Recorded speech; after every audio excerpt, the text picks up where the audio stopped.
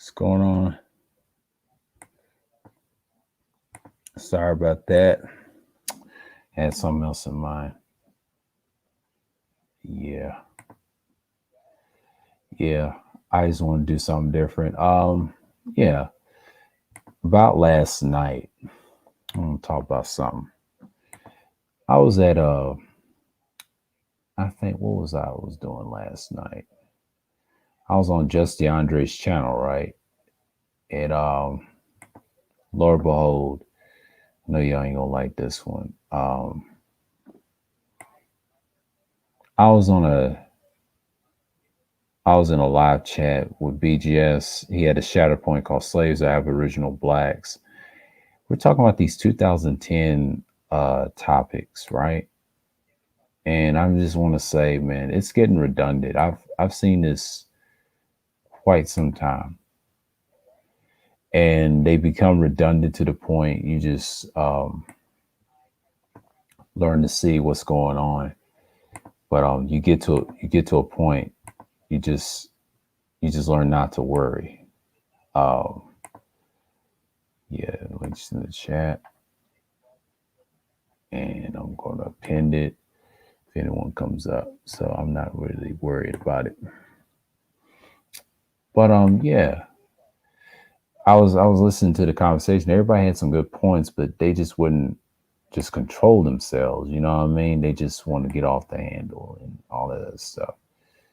And I know the short streams just went crazy. And I know I got 3 viewerships, but that's okay. It's open panel and all that stuff. Yeah, I did the Sapio concept part 2 and all the other stuff. Yeah, so it's pretty cool, man. You get what you get with subscribers and things like that. But I'm just looking at it from whatever reason. But I'll show you that I want to show you my track record of old videos. I talk about this stuff all the time on my channel, in my old channel. I've been on YouTube for years. Even though this is my second channel, it's almost 10 years old, but I've been on it for decades, man. Like, I talk about this shit constantly. I'll show you. I'm gonna screen share my shit.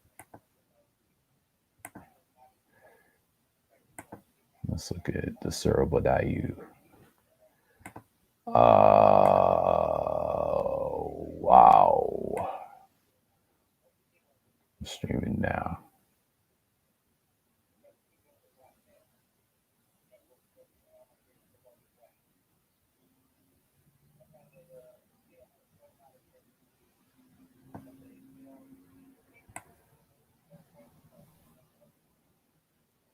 I'll tell you my last video was.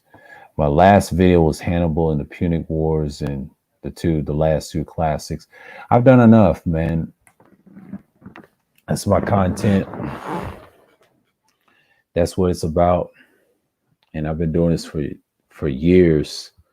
And they still talked about the Aboriginals and it's a 5-hour stream Shadow Point by BGS, and people's arguing on panels and things like that. And it's kind of crazy. And they're still talking about it in 2021. So it's kind of crazy, when people get in emotions in. Yeah. I mean, it was a short stream, but I couldn't do it, couldn't find no information, but it was a criminal term. I said, damn, I didn't know it was like that. I thought it was some, but I ain't gonna do those type of topics like that. Nope. That's something I thought I was gonna do. I said, nah, I'm gonna stick to the manly stuff, but the criminal shit, I'm just gonna leave that alone. That's something what Ramil would do. But me, I'm just gonna stick with it, ain't that much. Because you got individuals that talk about this stuff. And yeah. So mm, mm.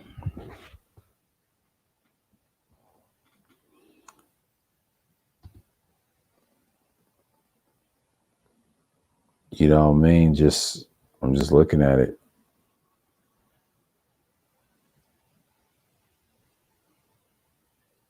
and it's crazy.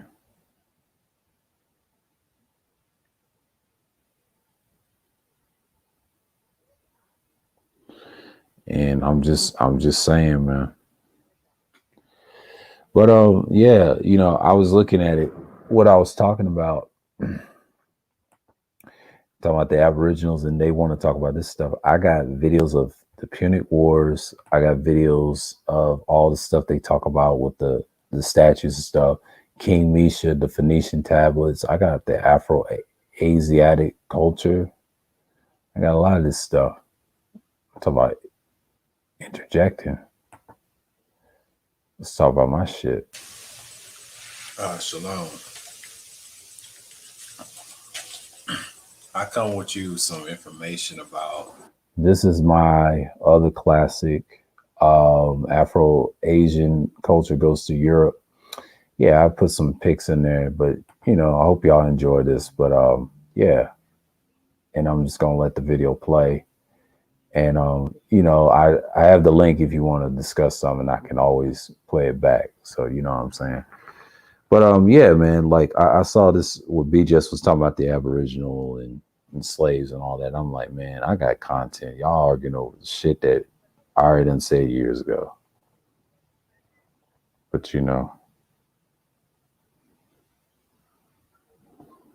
and then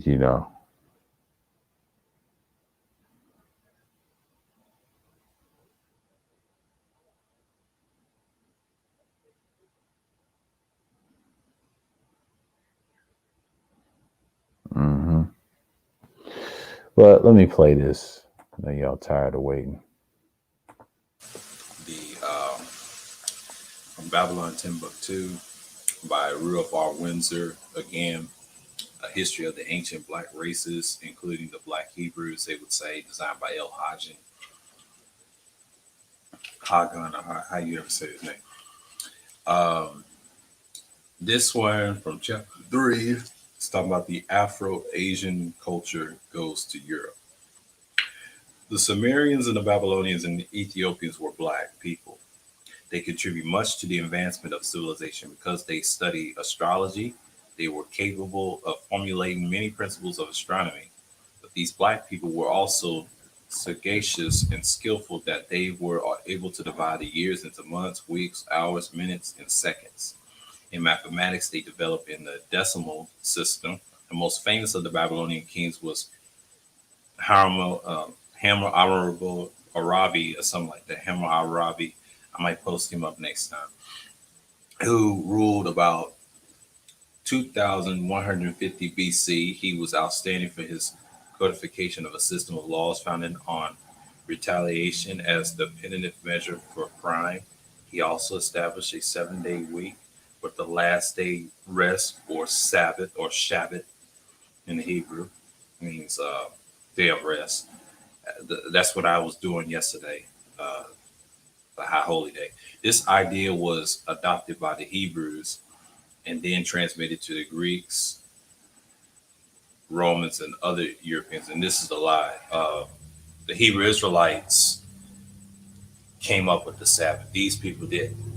They copied from the Hebrew, so he kind of misworded in this book right here. But but it's good information. You got to spit the meat out the bones with that. And this is a Sumerian or Chaldean. These are descendants of Ham. They part of the Ham stock of the dark race. Most would say black race, but the the Hamites were the so-called African race, the darker races. You can find that in your Zonder van der Van Compact Bible Dictionary for that information. I'll go on to another one. Here's one says the Relief tablet, like they said, with the Urshanti king Lagash, 2400 BC. Right around this time. What a coincidence. See, pictures to prove it. And there's another one. There's another one. The scribe, Curly, he's a scribe, teacher. Yeah, I just talked about education, didn't I? There you go. Close-up cylinder seal, impression nude bearded hero, water buffalo, 2,334 BCE. Uh, he's a cylinder person.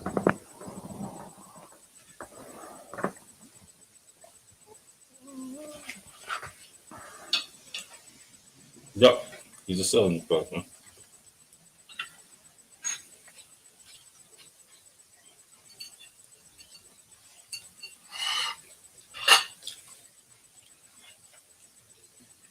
Continue on.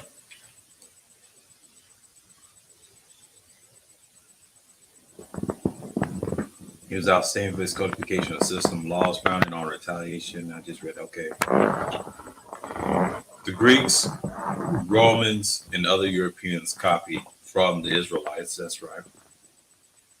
But you got other Hebrews like Edomites and Ishmael. That's true, but still, the chosen ones were the Yashrualites. That's who we are.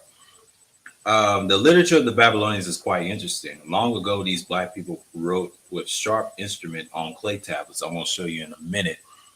And this is some kind of deity that they was into. This is a replica life statue of Gouda, or Gudea, however you pronounce it, in the ancient Near East seminar room. More about him. And this is half of his head. You saw the first of him.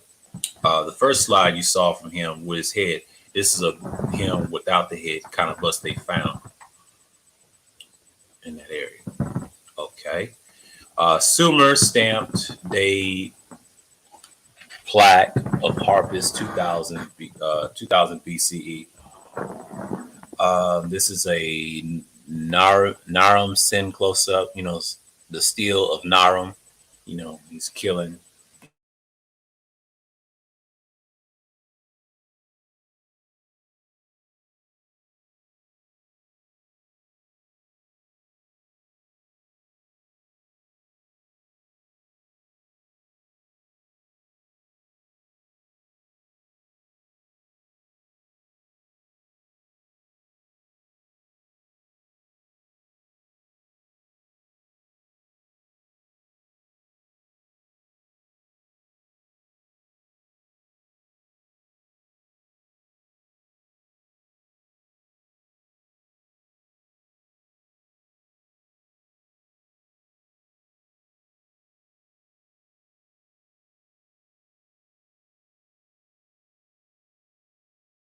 On 700 BCE. That's an altar of them. You know, they was colorful too. You know, had their idols and stuff. And that's another one of Gudea. The shorter version of Gudea. It's actually Gudea is a Chaldean. They were the Africans. Sumerian kitchen. That's their kitchen. They pots and clay. And this is the Akkadian relief prisoners of war. That's what they believe in. That's the whole thing. And that's Sargon, y'all know most. And this is a statue of an Hindu Sumerian scribe. He was a scribe, like a writer, educator. 2400 BCE, reconstructed nose. Yep. And this is a Sumerian woman, 2500 BCE. That's a long time ago. Sumerian worshiper, you know, like of the church or whatever, had his hands together. Here's the tablets. It says a Syrian copy of the flood tablet relating part of the Epic of Gilgamesh. This is a Gilgamesh tablet. And I just read in here, it said the tablets, they said. And I'll read this again. It said, the literature of the Babylonians is quite interesting. Long ago, these black people wrote with a sharp instrument on clay tablets. Thousands of these tablets have been found, and some of them disclose a popular work known as the Enum Elish, or the creation epic. Like I said, when it says epic, the story how the world began derived from the Babylonians. They were Africans, by the way. The Babylonians were not Iraqis or no Shemites. That's a lie. They are Africans. They are Hamites. Babylonians are actually Cushites in your scriptures. They are descendants of Cush. and Nimrod was a Babylonian. Push like.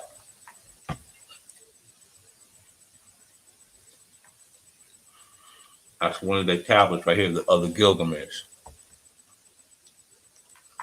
And this is another royal inscription, like they wrote on here, 2400 BCE, Umma.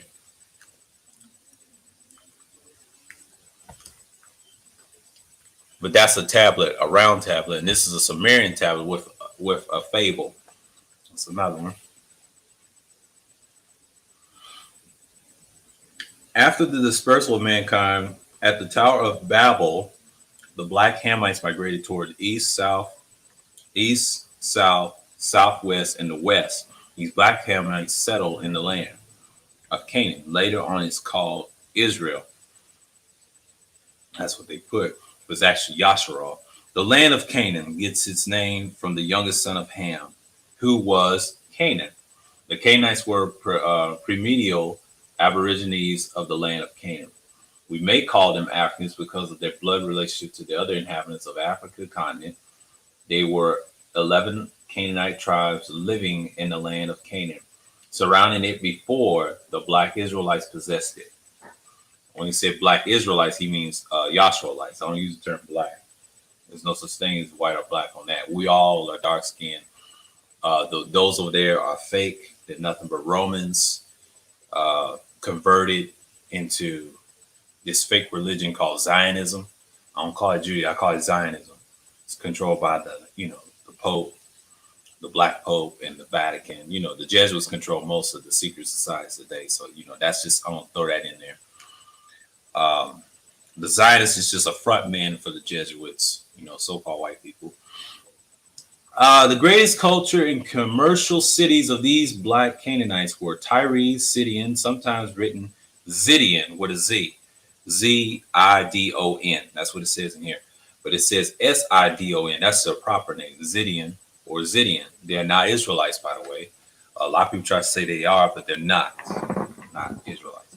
This city gets its name from Zidian, firstborn son of Canaan. The Zidians and the Tyrians were of the same race. They were, and their kings ruled over both of these cities. In many history books, you will read about the Sidonians under the name Phoenicia. So the Phoenicians that came over here, or Zidians, were Hamites. They said the Phoenicians were Canaanites. Most of our scholars and researchers said they are Canaanites. I don't know if that's true or not, but if they are, I wouldn't be surprised. The Greeks called the Zidians Phoenicians, land of palm, because they found many palm trees there. But the Zidians called their nation by the name of Canaan, known as Canaan. In the Bible, they call it Canaan, but it's called Canaan, like K-E is K-E is K-E-N-A-A-N instead of C-A-N-A-N. See, it's Canaan. That's what they call it, Canaan, but they call it the land of name Canaan. That's what it said right here. But Phoenicia, or land of the Sidonians, was located to the north of Palestine along the coast of the Mediterranean Sea, bound by the sea on the west and by the mountain ranges of Lebanon on the Cast. Tyre and Zidon were found about 223 BCE, 2300 BCE. The Tel El Amarana is the name of the tablet, showed that Tyre was place of great strength in 15th century BCE. Sidon was still older. It was the older one. For a long time, it was only the Black Phoenician city known to the Greeks. Well, first of all, the Greeks, back then, they wasn't called Greeks. It was called Ionians. And later, the white man called them Greeks by mistake. And even though he called himself a Greek, that's how they have their history. Even after Tyre took the leadership, the Greeks and the Hebrews spoke of the Phoenician as Zidians, and the king Ethbaal of Tyre is called king of the Zidians. They were Hamites. The Zidians were Hamites except for the Hebrews. The Hebrews back then or the chosen were actually Israelites, Yashvalites. They were God's chosen. And the reason why we have all the language before everybody else, the other nations, yeah, they had language, but they didn't have it before us. They had it from us while we was in captivity. These nations that enslaved us, they didn't have the knowledge that we had. They copied it from us. See, all the reason why they have their stuff out because they died first. They were here first, and they did some weird customs. That's why so-called white men's getting all this stuff and try to rectify them. Yeah, that's one of my old videos I used to do back in 2014. That was years ago. That's when I had that realhistory.com. I'm going to skim through this. I know it's long, and the Afro-Asian already done covered that. I'm going to end it. I'm going to stop there. The Egyptians, I'm going to stop there because I already know, and most of y'all know about the Egyptians, so, we can't go in depth with it. I'm going to make a part 2. So with that, I want to say peace. Yeah, that was my part 1 of that. Classic. I got a bunch of these. Let me go to my archive. Let's see. I got another one. I'm gonna get to the meat of it. I already did the Hannibal part. Yes, part 1. Let's see what's on part 2. 17 minutes.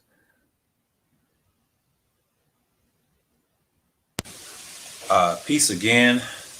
This is from Babylon Timbuktu. This is another part, part 2 of this. I'm going to go into the Egyptians from the Babylon Timbuktu, Rudolph R. Windsor, history of the ancient black races, including the black Hebrews.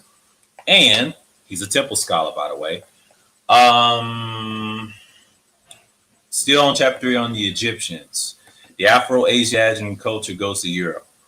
The Egyptians are Africans, Hamites, descendants of the Hamites. All Hamites are the offspring of their father Ham. Was cursed, by the way. Well, actually, Canaan was cursed. Wow, that was on an old loud computer I used to have with a mic. Damn. Sound all right, but it was rough. Okay, I'm gonna skim through what I was talking about. I'm gonna go. Hold on. Pharaohs were a dynastic insignia. Like I just said, I just mentioned insignia. Okay, it ain't much for 17. I'm gonna get to the meat of it. Let's see. Hold on. Right. Okay. Right there. Hit that. That the Arabs conquered those people, what would say Ionians. Those people conquered them for a reason and took their language, and what they did, wrote in Arabic and wrote their language. The Greek language that you see, so-called Greek, the Ionian language, the Arabs copied it and wrote it in their language and wrote it on the walls. So there is no such thing as a Greek language. According to Professor Copper, he mentioned that. I'm just showing you slides right now. This is still the Canaanites I'm talking about, and they're similar to the Egyptians. So I'll show you another one. The obelisk is one. They share the same thing, the same worship, the deity worships.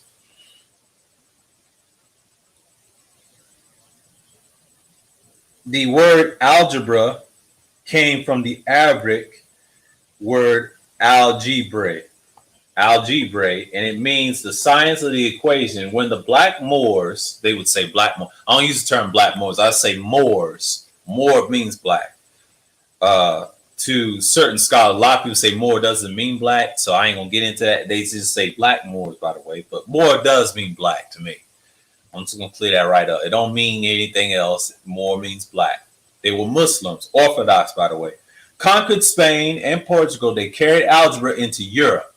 Reason why? Because they did conquer the Mediterranean too. They ain't gonna tell you that. Those are the same people. And Moors were Canaanites, Ishmaelites, and they were Canaanites, Ishmaelites. There was Canaanites, Ishmaelites, and Fuddites, known as Libyans in your Bibles or your Bibles, they would say. And Mizraim begot Lydium and Anam and Lahabim and Nathum Nathium or something like that, and Pasturism or Clashlum, out of the womb came Philistine or Philistines. Now the Philistines were they try to say the Philistines were Japheth. Well, first of all, they're not Japheth. I think they're Hamites, by the way. And Capharim. When Mizraim begot his children, they dwelled in Egypt, except for the Capharim and the Philistines, which inhabit the land of Crete and the Mediterranean Sea. I just mentioned the Black Mediterranean history in my video. Talks about that, where I've talked about them invaded Egypt. I have pictures of that on the wall of the Sea People. The Sea People were take that back. Take it back. Did I say Philistines are Hamites? Yes, I did. I don't correct myself. They weren't Hamites. They were Japhites, by the way. The Philistines, in my personal opinion, they were Japhet. I don't know if they mixed with Ham, whatever. It's debatable. But I know they did try to fight the Egyptians, the Mizraim people, with inhabited islands of Crete and Mediterranean Sea. In the remote ancient times, the people not only of Asia and Africa were black. They were black, both of them were. But also the people of the southern Europe lands on the Mediterranean Sea. The black races that controlled the commerce and established colonies on the Mediterranean were the Phoenicians, known as the Canaanites, by the way, and the Philistines. The Philistines were Japhites. They try to say Goliath was a Philistine. They said Goliath was a Hamite. Well, first of all, Goliath was not really a Hamite. I think he was a Japhite, by the way. He was black, but he got his head chopped off by David. That was, that's a whole nother topic. Herbert went in his book and began in Babel and says that Crete was a dominant power during and up to the 2nd century BCE. This Cretan power, Japhites, could have been no other than part of the Phoenician Carthaginian Empire, because the city of Carthage did not fall unto the year. Okay, this is old. That goes back when I was in, that was 2014. That was February 2nd. I was 25 at the time, talking like this, going on 26 in 2 months. In this video, hold on. Let's see the pictures. Yeah, these are, Africans. I just talked about the Chaldeans, and, I just want to throw this in there, and then the tablets. And this is some pictures to you all. So with that, I just want to say, hope you enjoyed the part 2 and, the information I brought from that book. I just want to do a piece on it to back this up with this book and the information that what these guys did mention it. So, I wanted to do a video on this for myself. So with that, I just want to say, yeah, that's an old one. Yeah, I got a lot of old stuff that's pre-recorded. I'm not even worried. Let's sort it by the oldest. I want to see what I was talking about then. The Solomon, some people say, was a good one. I have a lot of shit. The Hebrew Israelite stuff I was into. The New Caliphate, talked about that. I talked about that years ago. Woo! Old stuff. Talk about Christ wasn't, the most. I was listening to Elder Young one then, so I was on that tip. I'm on shit. Oh, me, Jesus myth and all that. But I wasn't no atheist though. Hell no. Thank God. The King George, the penny, ancient Europe, the Moors of Germany. I talk about that. Sacred Drift. Yeah, I don't want to hear that. That's okay. The Hannibal has durable, the Punic War. That was like, okay. That was 7 years ago. It's going to be 8 years ago. Well, actually, 7 years, my fault. 2014, 7 years ago, right? Yes, 7 years ago. 2013 is 8 years ago. 2012 is 9. Yeah, it's getting up there. It's getting up there. Had some years, man. Been around. And that's when I had the hiatus. Punic Wars is a classic, Brother Dawood. Ain't that much. I've been doing my own stuff. You know what I mean? Yeah. We just was gone with that video. I'm just gonna go look at the history. Yeah, check out. Okay, hold on. Let's go back. Let's go back to the community tab. I got it. I got better. Community tab. Community tab. Oh, they still going? Oh hell. I ain't going up there. Silent and B just went at it. Angry Man was on that. That panel was crazy. Yep. Go P. I was in Just DeAndre's round last night at midnight. He had a great stream. Go ahead and check the brother out. BGS is going in. Yes, that was a shatter point. I put that and shared his stuff. Yeah, Red Sing the Blues. Check him out. Gay Babe interview. Please check that out. That's a great. And Keep It Techie. Shouts out to Keep It Techie and Gay Babe with the great interview. And then Mace, check him out and all that. Yeah, Kuda with the smoke. I'm gonna have to see the replay later. It's a 4-hour. It's a 4-hour stream, so we'll see. Yeah, because nobody's not coming up, and I appreciate that. So yeah, I'm just gonna drop this in here. I'm just checking out my old stuff. I know people ain't ready to come up, but that's okay. I'm just gonna put the extra link because it's open chat. Because normally I don't do a lot of these. Yeah, y'all can slide on through. But yeah, man, I'm just checking out my stuff. Everybody's live. Roger's live. Yeah, I'm gonna stop screen share for a minute and see what's going on up in here, because I know people are not focusing right now. So you know how it is. Yeah, what are you talking about, Roger? Yeah, I don't know if he's on, but oh, he's still going. Hell, he's trying to break a record. Well, shit. Roger, my man. Oh my goodness. Roger.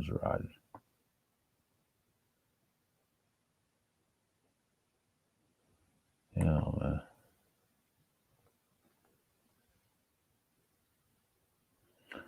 Everybody live streams.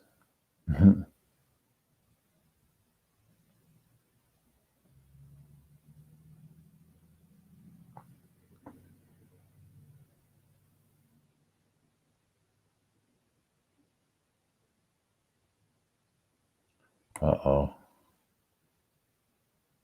What's today's date? Oh, BA had a stream. Okay, I'll check him out. Yeah, man. Yeah. It's just, I don't see when people trying to come in. Yeah. We'll see.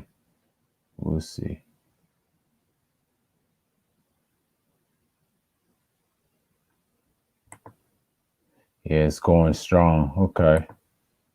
It seems like love streams are the only way to get people to listen. Well, I don't really care for that. That's still, I mean, live, not love. Okay. Thought you meant something.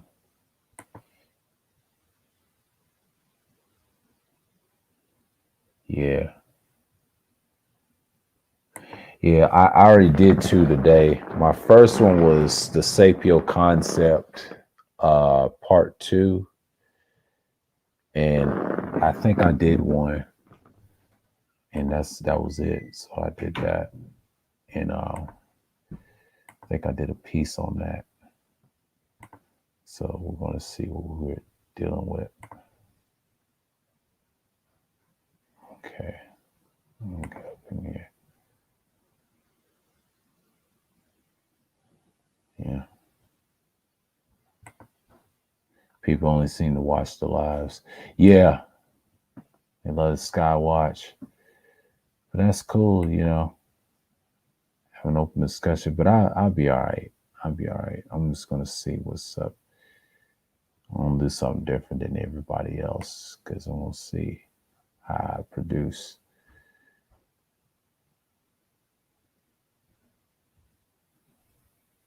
Like Bristophilia. Oh man, that's a short stream. Y'all ain't have to. If you want to, I wasted a stream on that, but that's okay.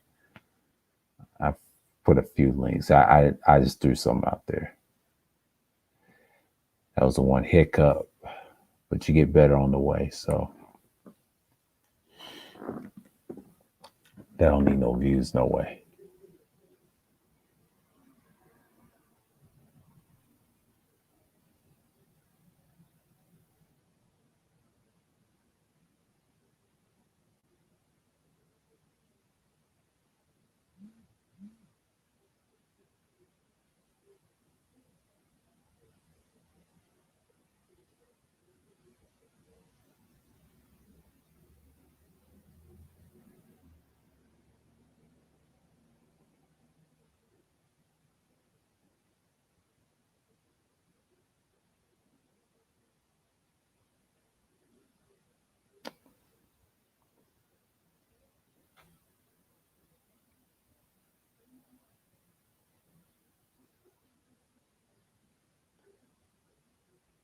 But you know, I think that's the piece that we have to look for.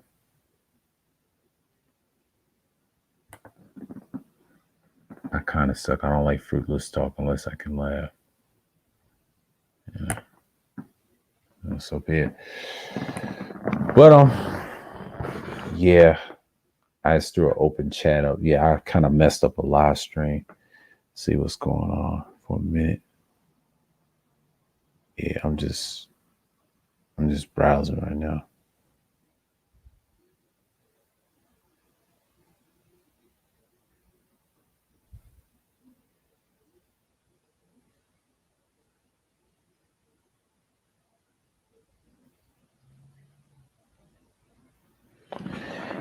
Yeah, I don't have to pick a topic that's going to be about information. I messed up a live stream, so yeah. I'm gonna do something real quick. Hold on. I'm gonna do something real quick. Hold on. I'm checking the StreamYards. Might have to. No, I'm gonna keep it. I'm gonna keep it. Because you may never know who's gonna get some views off that. You may never know. Okay. I'm just gonna stream share and see what I did. I was in a live stream earlier. I think I was talking to Absalom P. Unky. Let's see how I sound. Just give me 1 second because I don't think y'all understand that there's some good quality content here. It's the first time. Let's talk about number 2 right here. Yeah, I'm gonna get some views up. Hold on.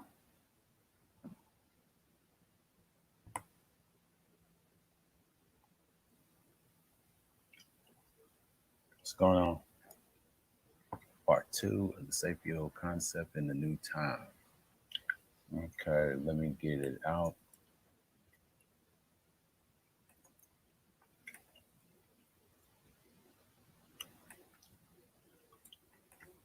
Let's get this show on the road.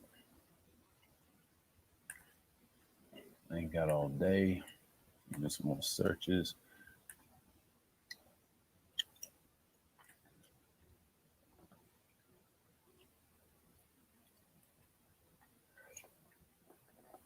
We left off at this part with the Daily Beast and the link.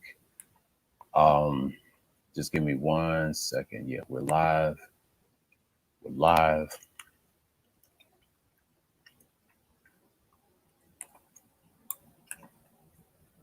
Because what we're gonna do is talk about it. I'm gonna say no. Yeah, let's see. It's in the chat box. Education. Don't. All right. What's going on, Leonard D. Yahoo? Shalom. Shalom. Okay. Okay. Let's get into it. Pretentious is not a sexual orientation. This is the pushback from it. Oh, please, sapiosexual has to be one of the stupidest sexual identities to come along in years. This is by Samantha Allen from the Daily Beast. It's another link to it. It's a part 2. Oh, shit. Ad free. Oh, damn. No, they didn't. You gonna do this to me now? Stop it. By Samantha Allen. And it's published. Oh, damn. They want you to join. Oh, shit. It's some bullshit, right? No, fuck that. I don't like that. They get on my nerves. Okay. This is so with that, I'm gonna say F that. Because I don't know what they doing on that. Fuck them on that. Take you off my favorites. You fucking up. You fucking up. Move. Get off my shit.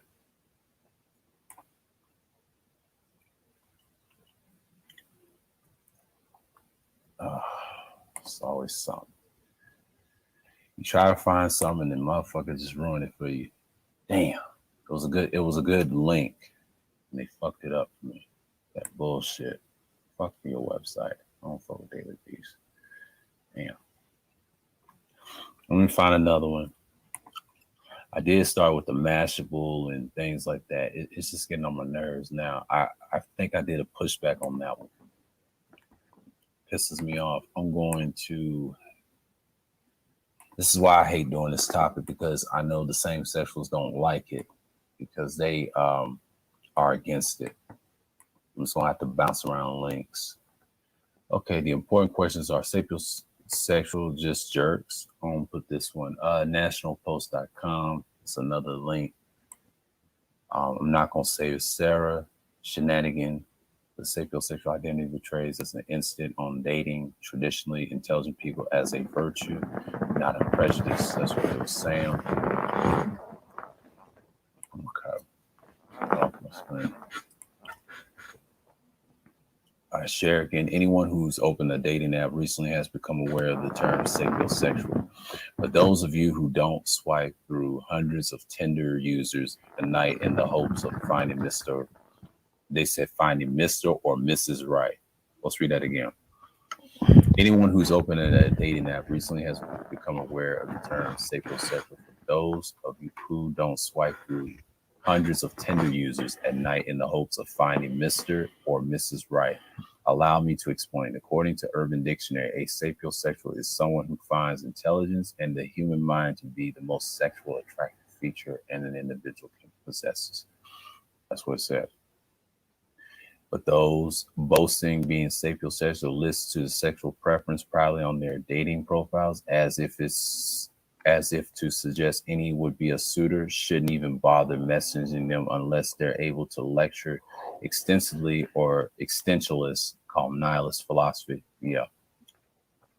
I found significant percentage of sapiosexuals use this label as a sign of superiority and separation. Unlike us plebes, they're too cerebral to be attracted to shallow things like looks. For example, sapiosexuals could never be seduced by Emma Watson, alluring appearance.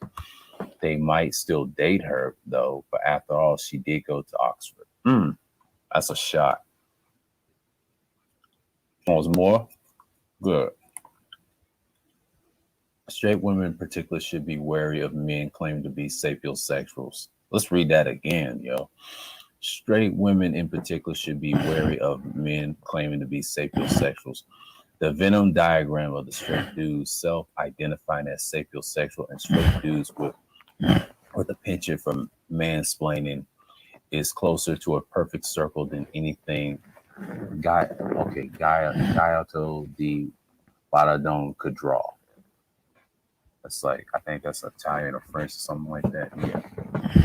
The The last time I stepped out with such gentleman, he soliloquies or something like that. Yes, soliloquies on the importance of women's marches for about an hour. Yes, soliloquies. Yeah. He soliloquies on the importance of the women's marches for about an hour. And interestingly, it never occurred to him to ask for an opinion as an actual woman. But the sapiosexual identifier portrays an instant on dating traditionally intelligent people as a virtue, not a prejudice, but however, is pursuing someone for their IQ score better than picking someone for their six pack. Whether we as individuals live up to society definitions of conventional intelligence or conventional attractiveness is a large out of our control. Wow. Another problem with the sapiosexuality is that it suggests you're qualified to judge what importance is, but how does having Tinder profile entitle you to judge a person's intellectual capability? One wonders what metric. I'm gonna save this shit. Hold on. I'm gonna this to my bookmark. Yeah. Fuck you, Daily Beast, for fucking up my stream almost. Wonders of the metric what? Okay. Let's start back from the top. Another problem with sapiosexuality is that it suggests you're qualified to judge what intelligence is. But how does having a Tinder profile entitle you to judge a person's intellectual capability? One wonders what metric would a sapiosexual use to determine the intelligence of a prospective date? Do they send prospective primoirs, free IQ tests from BuzzFeed? Do they request their love interest complete a Sudoku puzzle before sleeping with them? I love this article. Like lookism, sapiosexuality is worryingly reductive. This preference embraces or discards potential partners on a single aspect of their personhood. It also downplays the importance of the key traits that are within our control, like kindness, generosity, or all important punctuality. Upon reflection, sapiosexuality feels more like a subtle discrimination than a bona fide sexual orientation.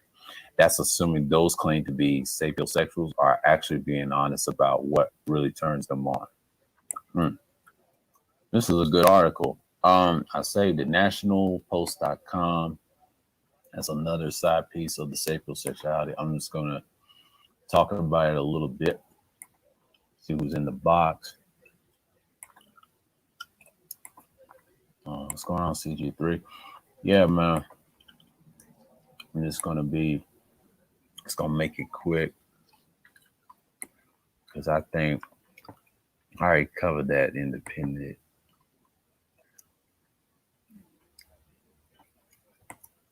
Today. Okay. See another link.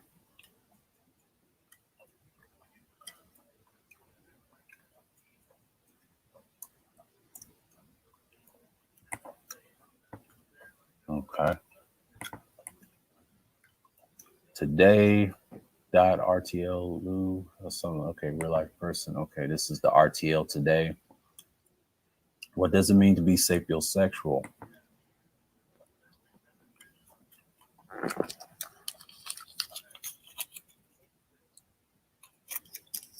Are you hetero, flexible, pansexual, or maybe just a little sapio?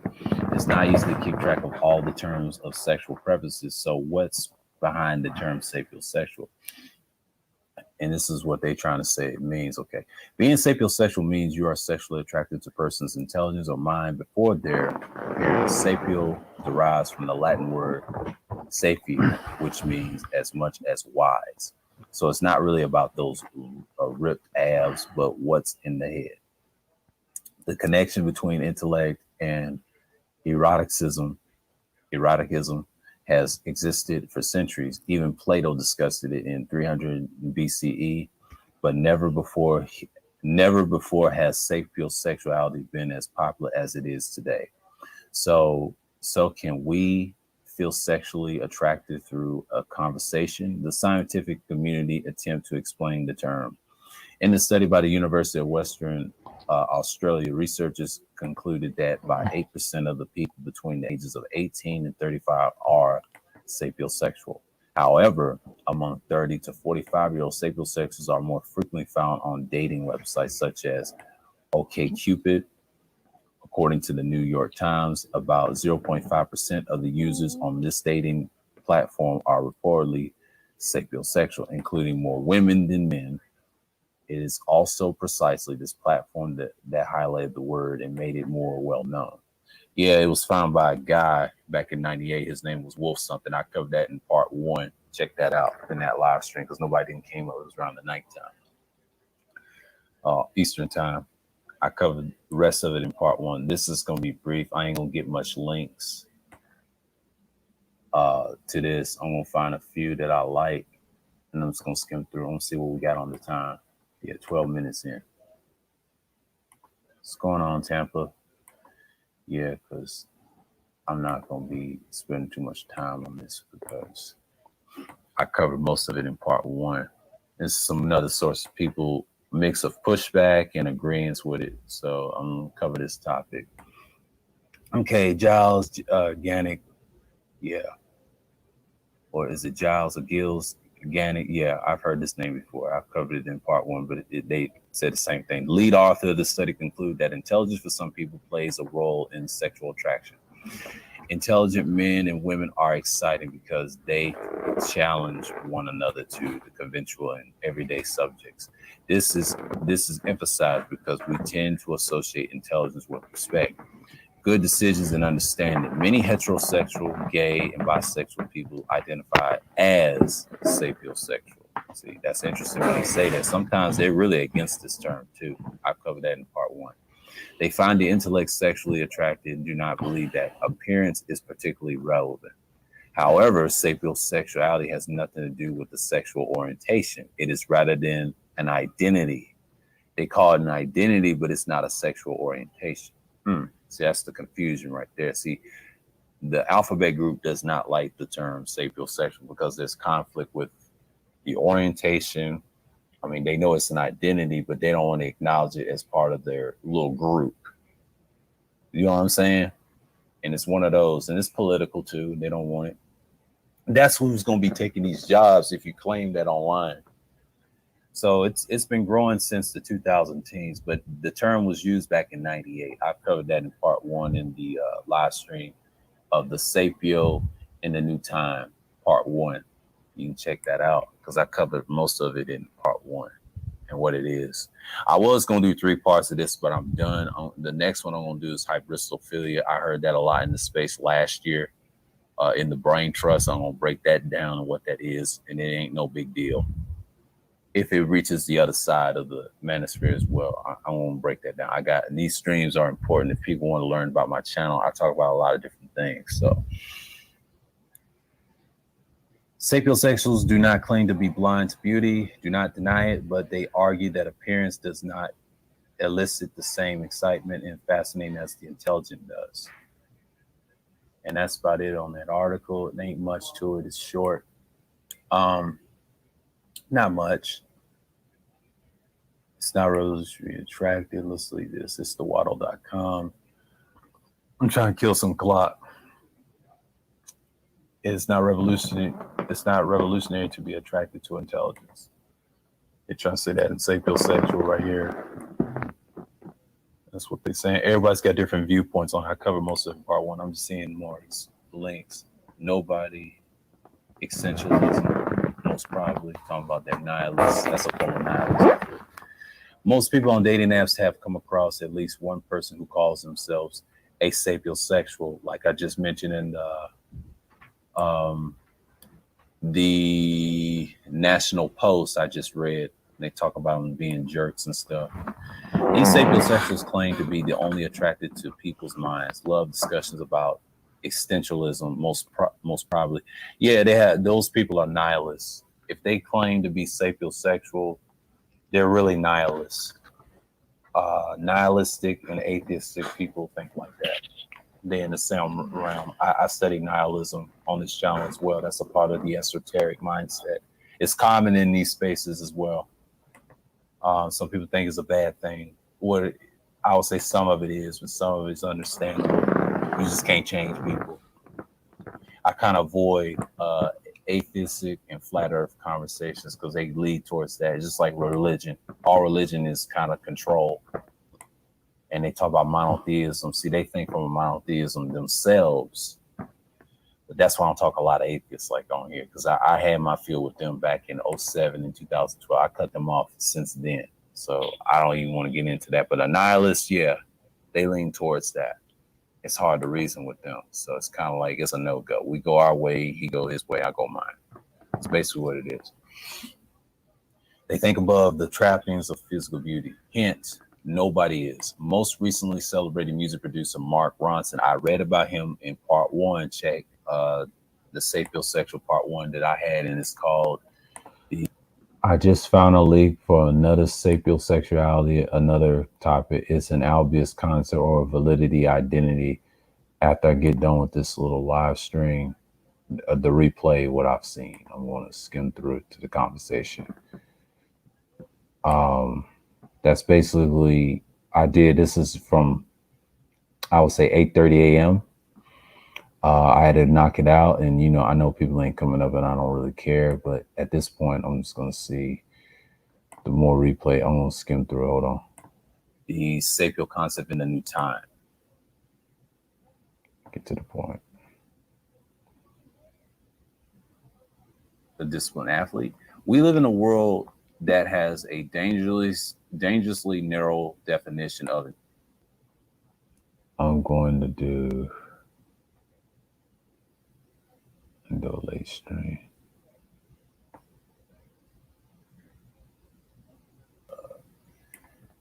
We're going to talk about them for a minute. Ain't no shot to them. See this right here?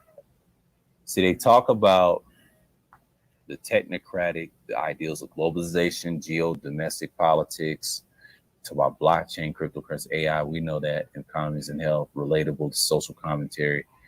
See, sapiosexualism equals intellectualism. That's what it says. But the critical thought of problem solving, yeah, that's what they talk about. But mainly this right here threw me off because I asked them a question about it. It was like last year and I talked about it. They are the only ones kind of discussed that as a group, but enough of them. And it's just brought to my attention that certain individuals that do that, I mean, they discussed it. And then that's just the thing that I discussed. But the thing is, I think I'd uncovered most of it in part 1.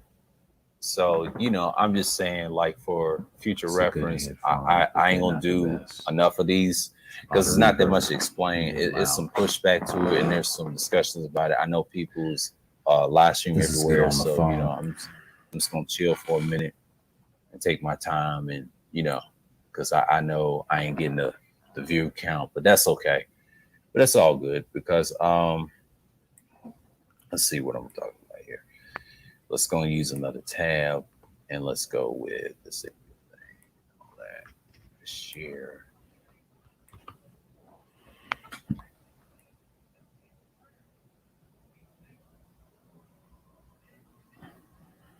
All right, what's going on, man? Yo, what's up, bro?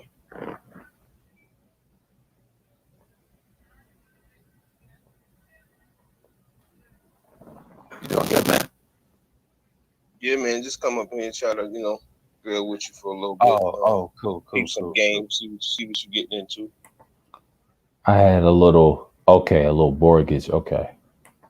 Yeah, man, I'm just trying to clear this topic out of the ballpark. That's something I talked about last year. I was on the brain truck. Yeah, that I was borging a little bit. Oh, damn. Sounds curious. With the pushbacks and these articles. Let's skim through that. I gotta go back and double check.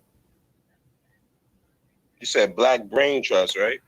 Yeah, they the only ones was talking about it, and I was just trying to understand what they mean by the intellectual part, and then he mentioned sapiosexual. But I heard the term, she broadcasts herself as a self-proclaimed sapio, and I was curious, and I asked him about it, and I think he went on a whole diatribe last year explaining, had a series of it, but didn't go in depth with the alphabet group with against this term sapiosexual, because it's not discussed publicly, but it's online mostly. That's what I'm seeing. So, it's an interesting topic. Yeah, it's rarely discussed. So, Yeah, I think that's something that should be hit on more, throughout the space, as far as brothers learning how to tap into that more, because from the conversations that sometimes that I get from it, it sounds like that's the road that most men travel, and it's like.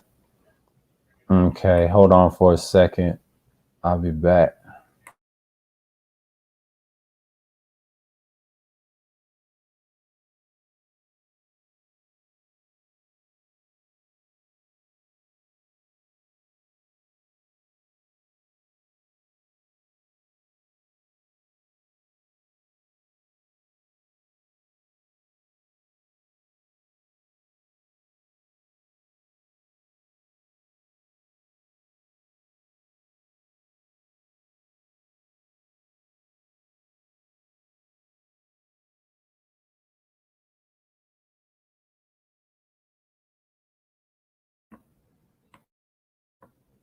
All right, am I good? Okay, good.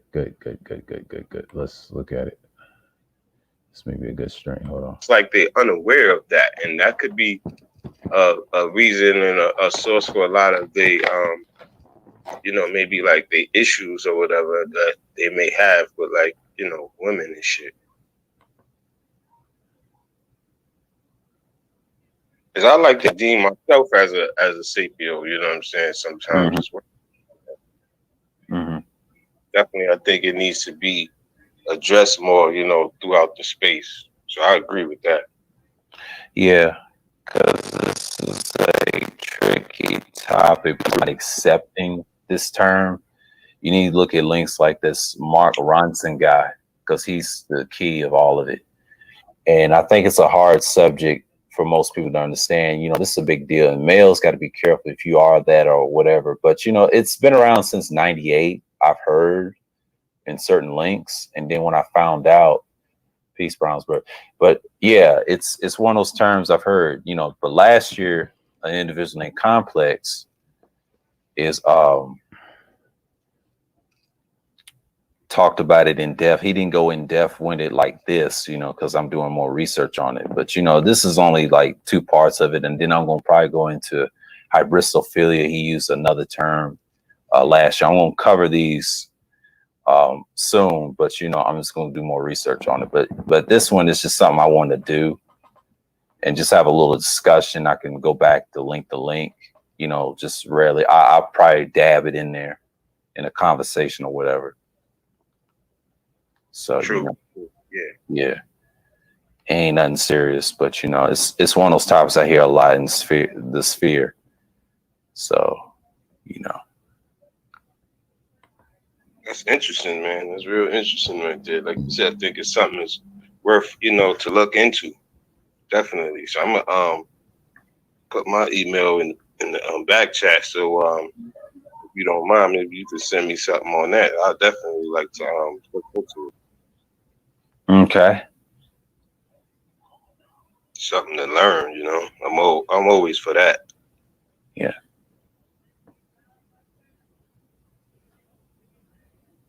I kind of just, took that and applied it, because I said, I like to study a lot and, reading just little small things like that, which most people do, at their leisure in their own time. But a lot of people, they don't find no interest in that shit, like even women. So when I hear things a lot of times, like now with a lot of people pushing these narratives talking about like how older men 50 plus and add a lot of reverb noise. That's okay. I'm gonna skim through that. Hold on. Charles Fargan talk about it stuff. They'll talk about it a little bit because they're fair, But the rest of them, they just want to talk about women all day. See, that right there, he's okay with that on the side and protect certain game dudes, but that's just BGS. You know, he said that he has no problem with anyone. Like I try to tell you, yes, he's black pilled, but he's pragmatic. He doesn't really care. He just wants the message, you know, to be right. You know, a lot of these dudes get confused on relationships. See, they're trapped in the blue pill lifestyle relationship. That's what they want. And he's right. See, red pill ain't supposed to be about relationships. It's supposed to learn to survive in enlightenment. Really, red pill is basically enlightenment. How to understand relationships, how to understand people, how to dodge a lot of things. And the problem with the red pill PUA doctrine that they're using doesn't work. That's why a lot of dudes like to finesse and game women. It's so easy to get the vagina now than ever before. Back in the day, it was a lot harder. That's why you had a lot of tricks and simps dancing to songs, you know, but it goes both genders. A woman is a trick too, in a way, naturally. But when a man acts like a female with whole energy, like DS1 says, that's basically what you're doing. It's that energy of it. It's not just you paying for sex. It's the risk involved. Now they trying to say game dudes just say not necessarily. Some of them do, but not all of them don't. They're finessing. That's why a lot of people don't understand. If you have it and if you're blessed with it, that's you. But you know, ignore the lifestyle and they don't want to do 35-year bid or more. That's why Platinum is very careful what he says. He don't say much. I mean, yeah, if he knows some industry dudes on the side, he knows what their dirty little secrets are. They don't go in depth with their Masonic stuff. Why do you think Kuda knows all that stuff? You know, he's careful. You know, I listen to what they say and who they have on their panel. You know, in BGS, they're not going to go in depth with all that because that'll get them messed up. You know what I mean? But, you know, and they're very careful online. That's why I saw this stuff back in 2012. This is technically my second channel. So I've been here since the first Manosphere. You know, they wasn't talking about this stuff. They call it metaphysics, but later it's really esoteric stuff. If you want to get technical, you know. Yeah, pretty much. Yeah, you're right about that. That's real deep right there, man. You know, because yeah, man, the elder, he be on it, man. Yeah, I mean they be trying to trip him and stuff, and I understand because BGS is one of those dudes that you can listen to, but I mean, I don't agree with everything he says. You know, I take his stuff sometimes a grain of salt and I try to back check. Absolutely. Yeah, I debate him on a few things and we kind of disagreed on a few things and that's it. But as human, but he respects my disagreement because I understand where he's coming from. So we understand what's what, you know. It's just most dudes that he follow, he noticed they don't read. Well, there's a reason they don't read. They choose not to. And it's sad that it's okay to read something that you don't know. You ask him a question, then he'll recommend a book and you have to learn for yourself, really. Most men should learn, you know, at the age. You never stop learning when you get older, because when I stop learning, if I know enough, that's when, you know, if you pass away or whatever, you already know what you need to survive. You know, most men should learn more. You know, you're never too old to learn. You know, like even himself, he'll tell you, you know. It's not a perfect world. It's not a perfect world out here, man. You got to know this stuff. Like if you been through families and stuff, and he'll tell you, he's the only one who can tell you that what's going on, because he has more balance than these other older guys, but he done seen it all. So he's in the third and fourth quarter. That's why I don't even attack him as much. What's the point? What's the point? It's these 50 and 40-year-olds can't get their head up out of their ass, man. They just want to argue and be nihilists all day. Because I get it. I understand where they come from. And these groups are not helping. That's not red pill. That's some blue pill shit that they come out of it. You know, but if they were red pill, they have to choose enlightenment, because 95% of those groups, their followers are not really red pill. They're basically blue pill, want a relationship. That's why you see a lot of divide amongst people over at Ramil's. When Ramil left, he was already 5,000. I subscribed when he had 5,000. Then he jumped up to 6,000 to 7,000. But I told you, my prediction is he'll get 10,000 at the end of the year or more. And next year he's going to get 20,000. He's the next up because he does a balance of fuckery, little gems there and there. But he's a reformer. He done been reformed. he tries to say he's a reformed Pookie. Well, to me, you don't sound like a Pookie. You sound like a reformed Ray Ray. See, a Pookie don't talk like that. He's just a guy dabbling with problems, like a homeless person, like a homosexual. That's basically what a Pookie is, or basically a lame etymology terms. Because I have a cousin that was nicknamed that, even though he lived the lifestyle, but he told me don't deal with the drugs and the gangs and stuff from the South, you know. And he passed away at 2019, found his body dead because he had a bone disease. They was trying to remove his leg or whatever, and he wasn't going. It's that pride, you know what I mean? And that's how people live, you know. But the Ray Rays is doing time beating up on the guys that's obvious, you know, they're doing the hard time. They doing all the work. You know, those gangsters, those Chads out there, they doing the damage. A lot of people can disagree with that, but no, that's a Ray Ray, because a real Ray Ray is bold with it. He's not online talking shit. These people are fake in real life. Like, they ain't built like that. And if they would say that in person, they would get slaughtered, man. That's why I laugh at these dudes. Why beef with them? And that's the part when the internet, when I dropped out, it was messing with it. That was early this morning. My Wi-Fi was acting up. So Absalon is gonna speak right here. Yeah, it's a waste of time. It's not like you ever going to come across them in real time. Most of, you know, it's like the rap beefs. The rappers be, you know, most of them, they really ever see each other, you know. Me, and then you have like the younger ones who really with all the shits, you know. That's a different scenario.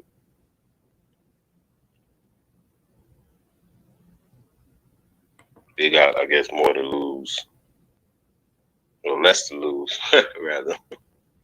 The younger ones. It's where the internet act up. Here we go. Uh-oh. You still there, bro? I think he stepped away or something. Maybe disconnected.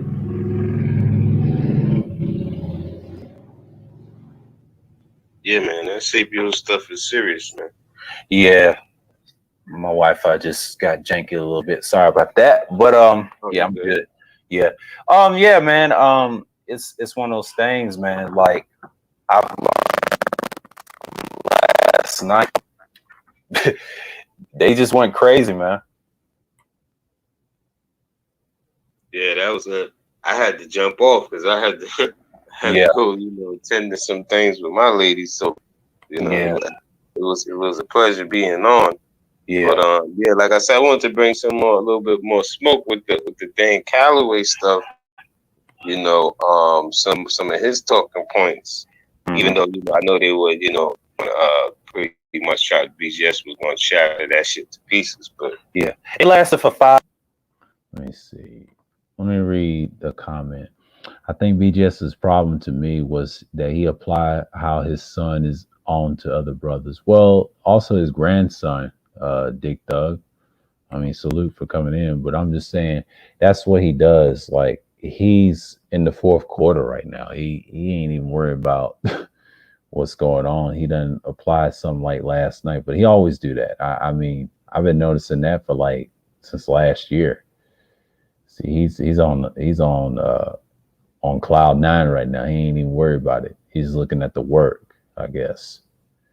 But some of these dudes, they're trying to reach where he's at, the pinnacle, but, you know, that's what it is. But I'm going to finish this and probably, I'm going to finish a few minutes. 5 hours and 55 seconds. And I was watching the Lakers game last night, too, while they was about to go off, and they was talking for like 5 hours. I said, no, it's not going to be no 8 hours. It's the shatter point.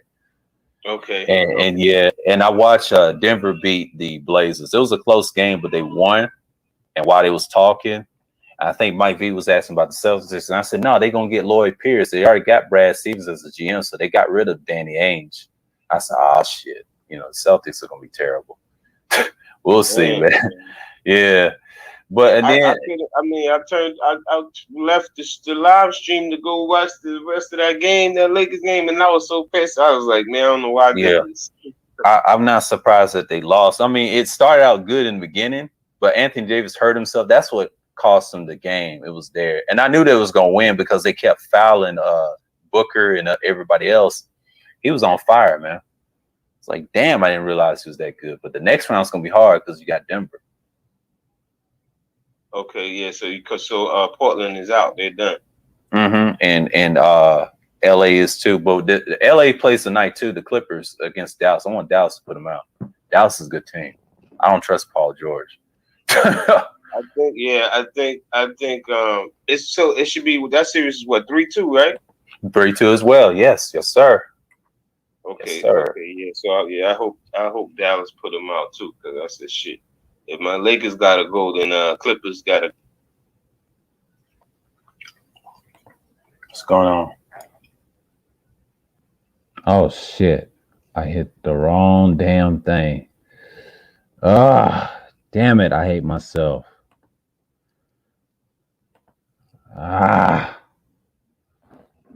Fuck. Oh, this is bullshit, yo. Hate this shit. Fucking ass shit, man.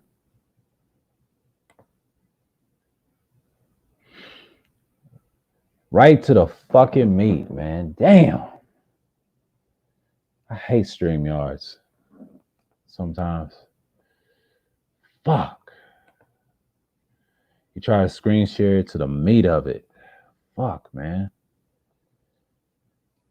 I'm gonna try this shit again. Yeah. Hold on. I'm sick of this nonsense. Like, I'm trying to do right, but fuck, man. So that's what happens when you're doing too much. Fuck. I'm sick of this shit, man.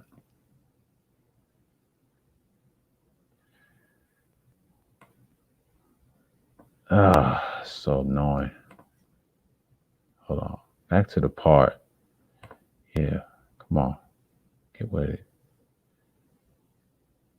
So fucking annoying. All right, here we go. Portland is out. They're done. Yeah. Mm-hmm. And LA is too. But the LA plays tonight too. The Clippers against Dallas. I want Dallas to put them out. Dallas is a good team. I don't trust Paul George. I think it's so it should be that series is what 3-2, right? 3-2 as well. Yes, sir. Okay, yes, sir. Okay, yeah. So I hope Dallas put them out too, because that's the shit. If my Lakers gotta go, then Clippers gotta go too. Yeah. It's only right. That's 9:00 at night. Yeah, and if they go Game 7, that'll be Sunday. Yeah, so they did what they supposed to. Yeah, I'll watch that at night at 9:00. I don't know who's hosting that, but we'll see on NBA TV. So I'll be up for that one. Yeah, and I was watching Just DeAndre as well. The same time, I had BGS on my phone, and then I had BGS on this Chromebook I'm using right now, and yeah, I was looking at Just DeAndre in my Chromebook. He was talking about some deep stuff and just passing through, showing some love. That dude is so long with it, man. He be preachy. Cool dude, though. I don't think I came across his works yet. Yeah, you said Just DeAndre. Just DeAndre. He's a cool dude, man. Like, that man is something else, boy. I'm telling you. Like, that dude be so long-winded. I'll be over there at Kuda's one time when he had the internet problem like I just did. It lasted for like 12 hours, but they capped it off 11, right? That dude be so preachy, man. But he got some insight. Is he more long-winded than Edward Anderson? A little bit, but he gives you his term. But he's a cool dude, though, man. That boy he's vicious with it. Vicious with it. Mm-hmm. Okay, I'm gonna look into some stuff. Yeah, I might post it in the chat. I want to see what his stuff is. Just DeAndre is something else. I mean, that dude be going in. I don't care what nobody said. That dude is incredible. Like, he's good to talk to, even though I think he lives in Japan, but he's a good dude. For now, I'm using these headphones. I'm not going to use them other ones. That got too much background noise. That's got too much background noise. I won't have to do that. I don't like the fact that you had to somebody gets loud. Yeah, I don't have to move my shit or different. Yeah.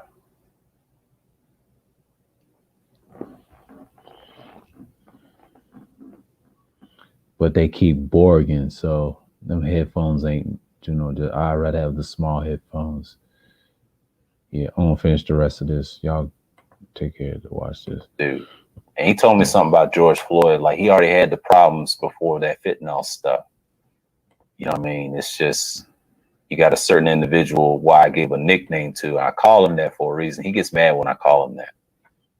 And he takes it so personal. The other brother, Game Changer, isn't he out there somewhere too? Yeah. Japan or something like that?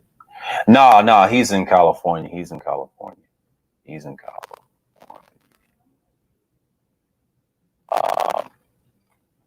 What's this kid? It's in the chat. Copy. I'm gonna post it in the chat if y'all want to check out Just DeAndre. Let's see here. Paste. There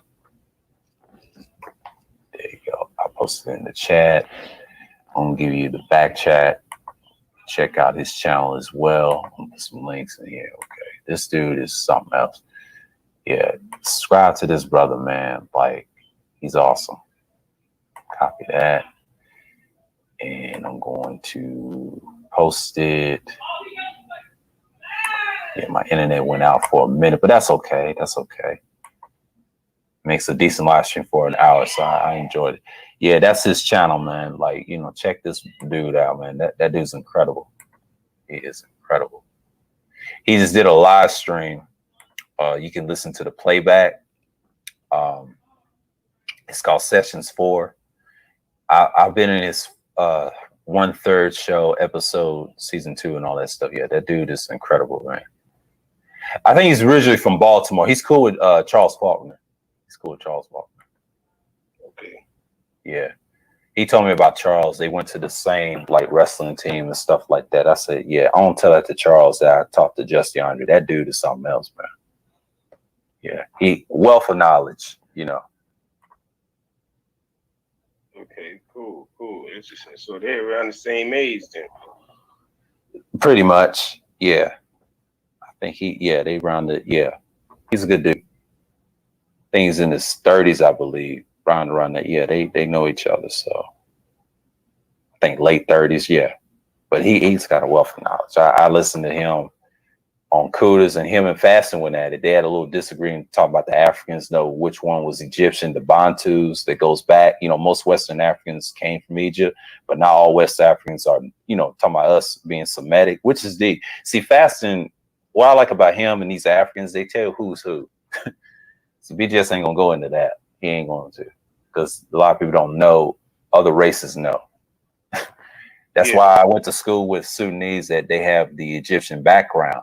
They're the ones can tell you what they did, customs and stuff. Always ask questions. That's what I liked about them. And it's like it was like more so initiation process, right? Yeah, and they was telling me about things like that, and then I learned a lot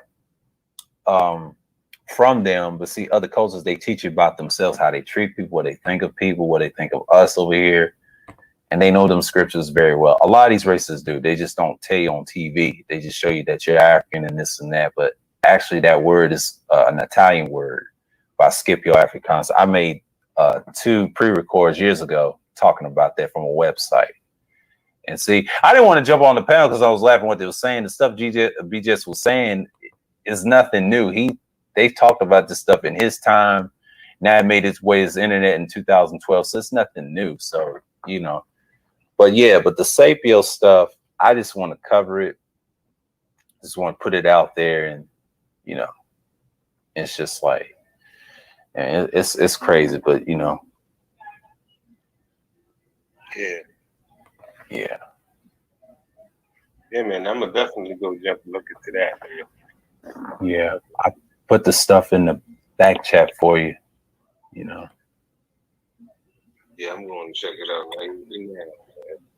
Yeah. Man, thanks for having me on, man. I'm gonna jump off and I'm All right, appreciate it, man. and chop something up and so I can do me a little video later. But other than Okay, that, I'll check you out. Yeah, All right, yeah. man. Peace. You're welcome anytime. Peace.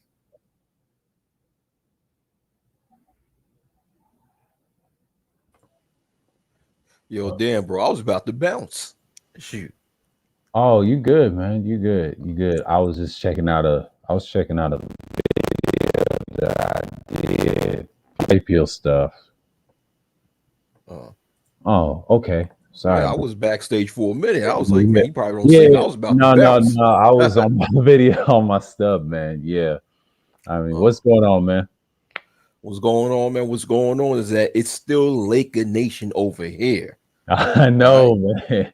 It's a shame. I saw the whole game, but I saw both of them. I saw Denver, but I thought they was gonna lose last night against Portland. Thought it was gonna be a game 7, but Denver apparently bounced back. So yeah, I mean, you know what? I thought Denver was about to win it all in game 5 in that series. So the fact that it went to 6 games, in my opinion, is just it's just a stretch for Portland. Because I knew Denver was not going to lose that series. Denver have too much firepower. They have too much big bodies. The only thing where I think the only area in which Portland have an advantage is on the point guard position, because of course Portland have Damian Lillard, and the star point guard for Denver, he's injured. He's not playing. So that's really the only advantage that Portland had, in my opinion, that Portland had over Denver. But every other aspect, Denver had an advantage over. Thus, I knew Denver was going to win that series. To me, I think they're going back to the Western Conference Finals. So in the Western Conference, it's going to be Denver and whoever else. I was thinking about Phoenix or Denver, but you're absolutely right, because the experience, they're the dark horse, is them or Utah, because the way their teams is tailor made. Now you do have 2 Spurs system guys, Monty Williams and what's his name, Quinn Snyder on the West. Yeah. On the East, you have Mike Budenholzer, and I picked the Bucks beating the Nets because I don't trust James Harden. Now he makes a difference. Don't get me wrong. Charles Barkley said he makes a difference, but when you take him off that team, they become spot up shooters. But James have to go through what Kevin had to go through to get a championship. That's everybody's picking them to go to the finals, but I picked the Bucks or the Sixers because the Sixers, they already got the team. They already got the 2 Laker guys. They got the coach wants to win a championship, and that's a complete team. See, they won without Embiid, so they don't really need Embiid to win a championship. They can prove that. But Bucks is complete. I disagree. They need Embiid to win the championship. On certain teams. They just didn't need Embiid to beat Washington. Yeah. You don't need Embiid to beat Washington. Yeah, Washington's easy. Yeah, with or without Embiid, they would have beaten Washington. I'm surprised Washington actually won a game in that series. Because they're supposed to get swept. They should have won one game. Yeah, I saw that the whole series, and they should have got swept. But the thing was, Embiid's a clumsy play. He always hurt. Sometimes they can win without, but see, Doc's a smart coach. He can beat teams. Like, I wouldn't trust Utah and Denver against Doc, but here's the danger though. If Kawhi takes them to 7, whatever, that's when they need Embiid. I can say that. Now it depends. Now Milwaukee, on the other hand, can beat the Sixers. They can match up well with them, but the Nets, I don't trust them, because James Harden, you just never know. He has to prove to me, can he be that guy like he was in the Western Conference? See, he has a lot to prove. Now, if he helps them, and then I think Kevin coaches them, that's the difference. I think Kevin's got to get into it and say, look, we're trying to win a championship. We don't care about Philly. We don't care about Milwaukee. And that's the way he's going to have that pep talk. Like LeBron does. Yeah. See, the thing is with the Nets is that they could beat the Bucks, but the thing is that one, James Harden is going to have to learn how to score on rotation and understand that, of course, Kyrie Irving's the primary ball handler of that team. Right. When you leave Kyrie Irving as the primary playmaker in that team, and also find a way to force Giannis to be a spot up shooter, if the Nets do these two things, the Nets could easily win the series. You're absolutely right.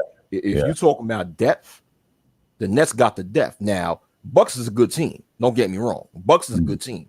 Mm-hmm. So this is a series where anybody could win it. Right. Bucks is a good team. Yeah. Now, but I get what you mean about James Harden.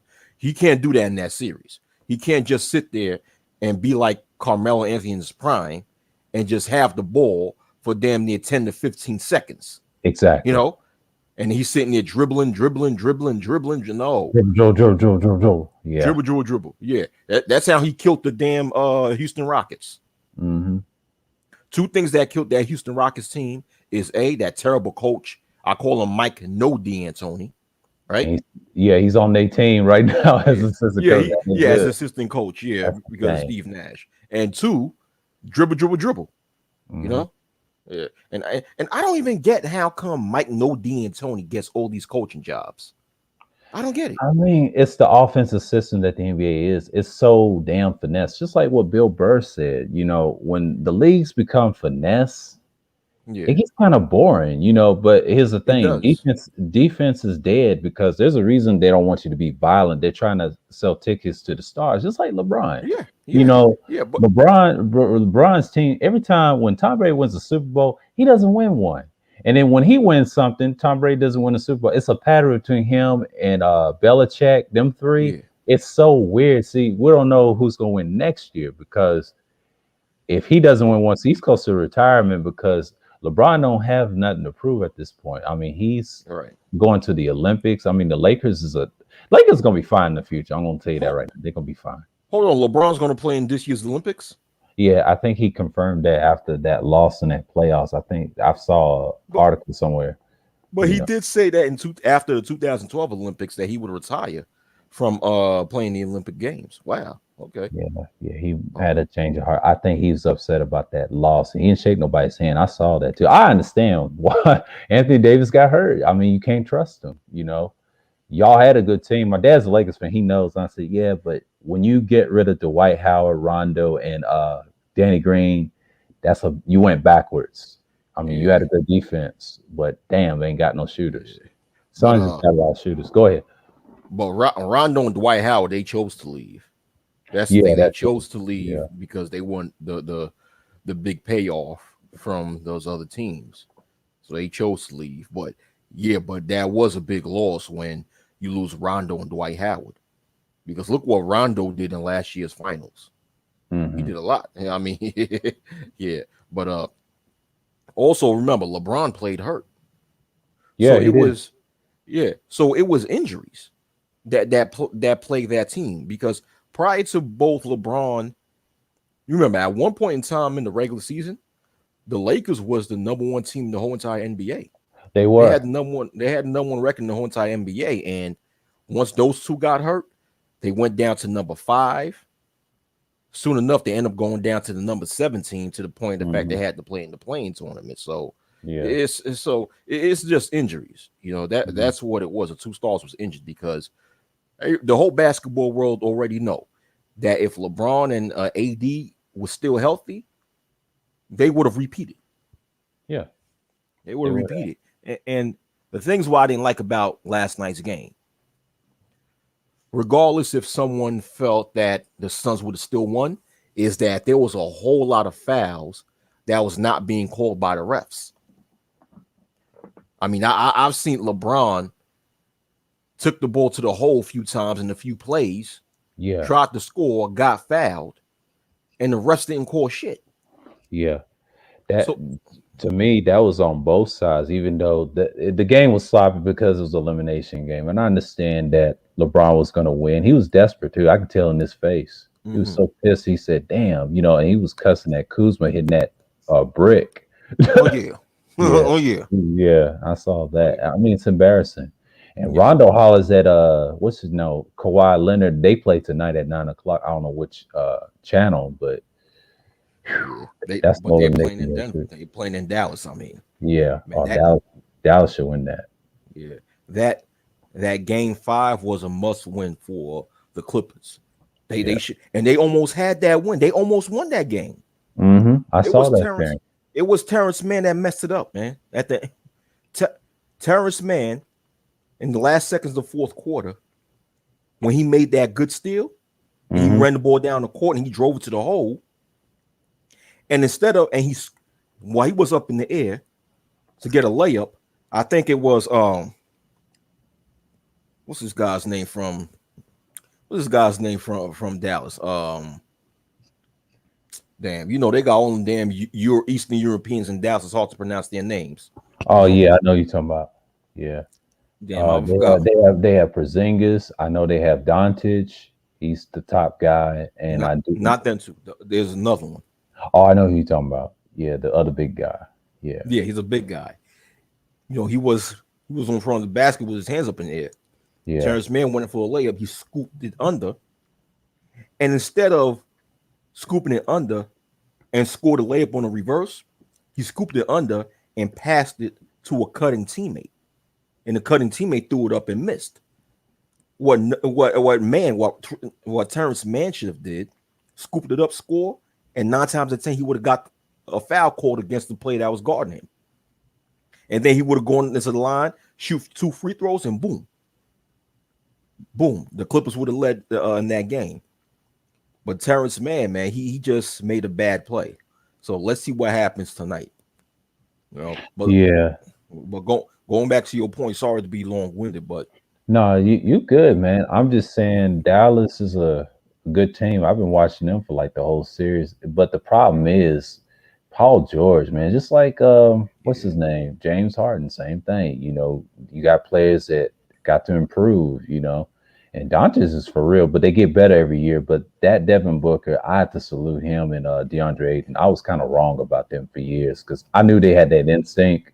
But LeBron had that ankle injury. You can't recover a high ankle sprain, not like that. For that size, it really hurts. You can recover a low. I remember a low, but not a high, because he shouldn't have been playing at all either. But he wants that championship. That's that ego with LeBron. See, AD's not built like that, and the reason I say that, he always get hurt. I just don't trust him. He always get hurt. Yeah, it's a badly poor built team. I mean, the Lakers will be fine in the future. They can get some pieces, and I know they're gonna blow it up because if LeBron decides to leave or AD decides to leave, you know how players do. They pick their teams, and you don't know where they're gonna go.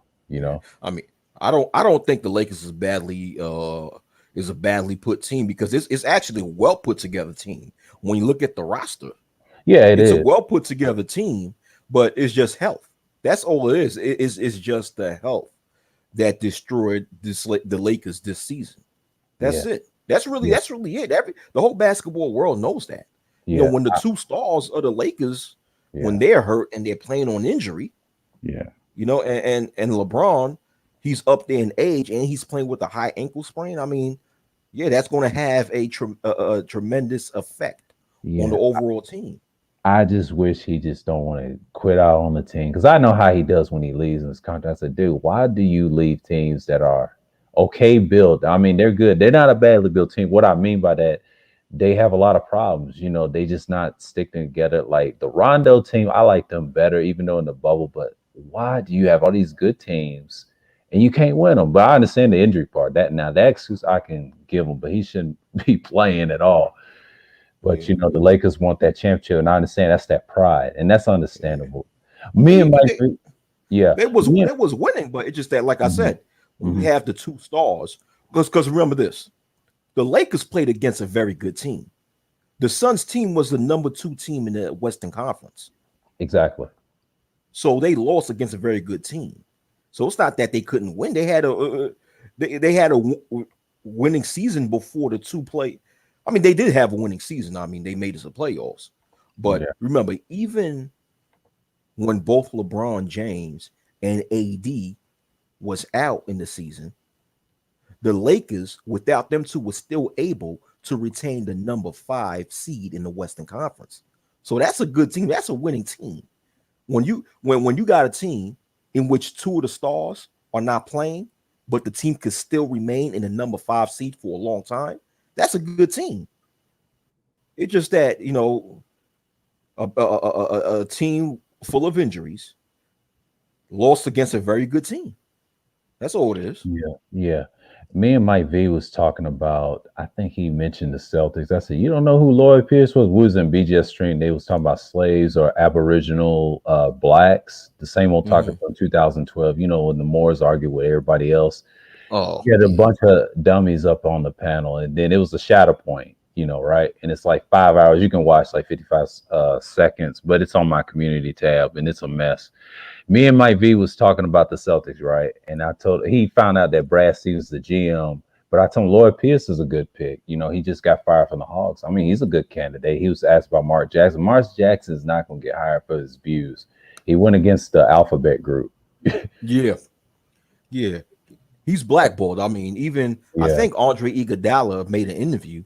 It's either Andre Iguodala or someone who played for Golden State under Mark Jackson said that he's been blackballed. Yeah. He dissed one of the Alphabet guys that used to be cool with certain players in Oakland and the Bay Area, but they represented par ownership, right? But these are the individuals that hate the term sapiosexualism that I mentioned in my 2 streams. And the reason the pushback is because there's a guy named Wolf Boy created the term in 98. But back in 2014 and on now, it's a popularized online dating app term. But sapiosexualism itself, you know, it is a mark of intelligence of the attracted of intelligence of the unisex of the two. But the problem is it's not recognized as a sexual orientation by those people. You know why? Because it strips them from, you know, getting noticed or something, you know, laws and stuff. But there's no societal practice. But what's his name? Mark Ronson. He came out in UK, say he was a sapio, which is interesting. But I think it's going to grow in time, you know. But it is here to stay. That's what they were saying in the world and online. They say it's here to stay. It's just only pushback. It's not recognized under their guise. You know what I mean? That's the pushback. You know, that term.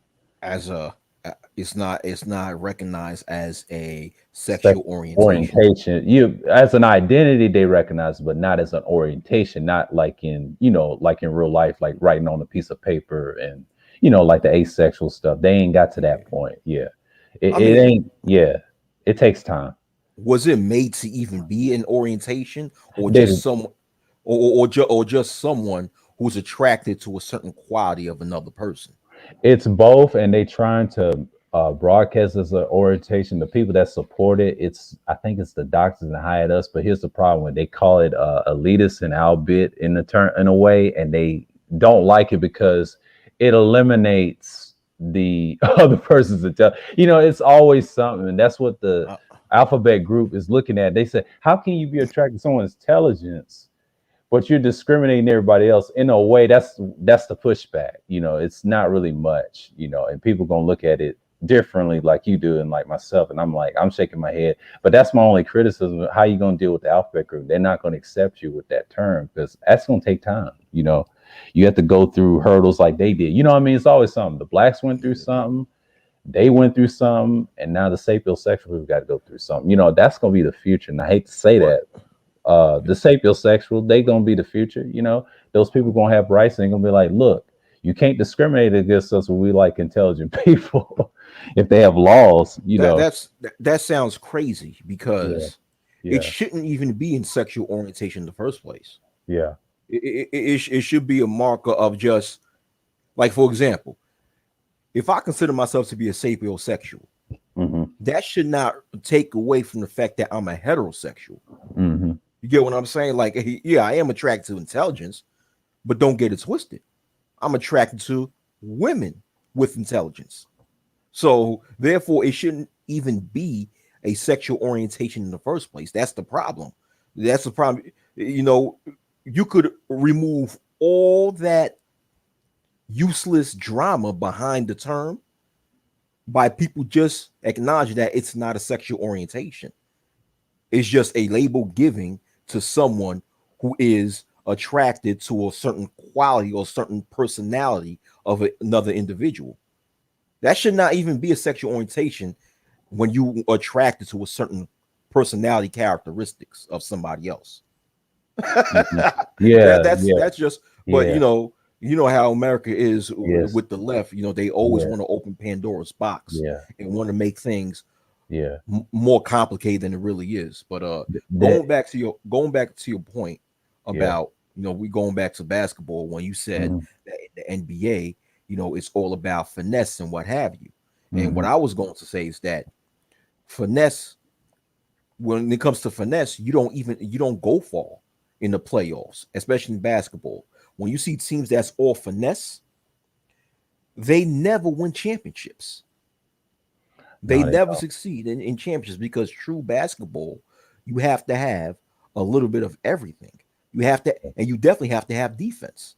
Yeah, And to me, going back to Mike No D Antoni, his coaching style destroyed, in my opinion, Steve Nash's career to a degree because I think Steve Nash, if he played under a better coach with a better coaching system, he would have at least had one championship ring.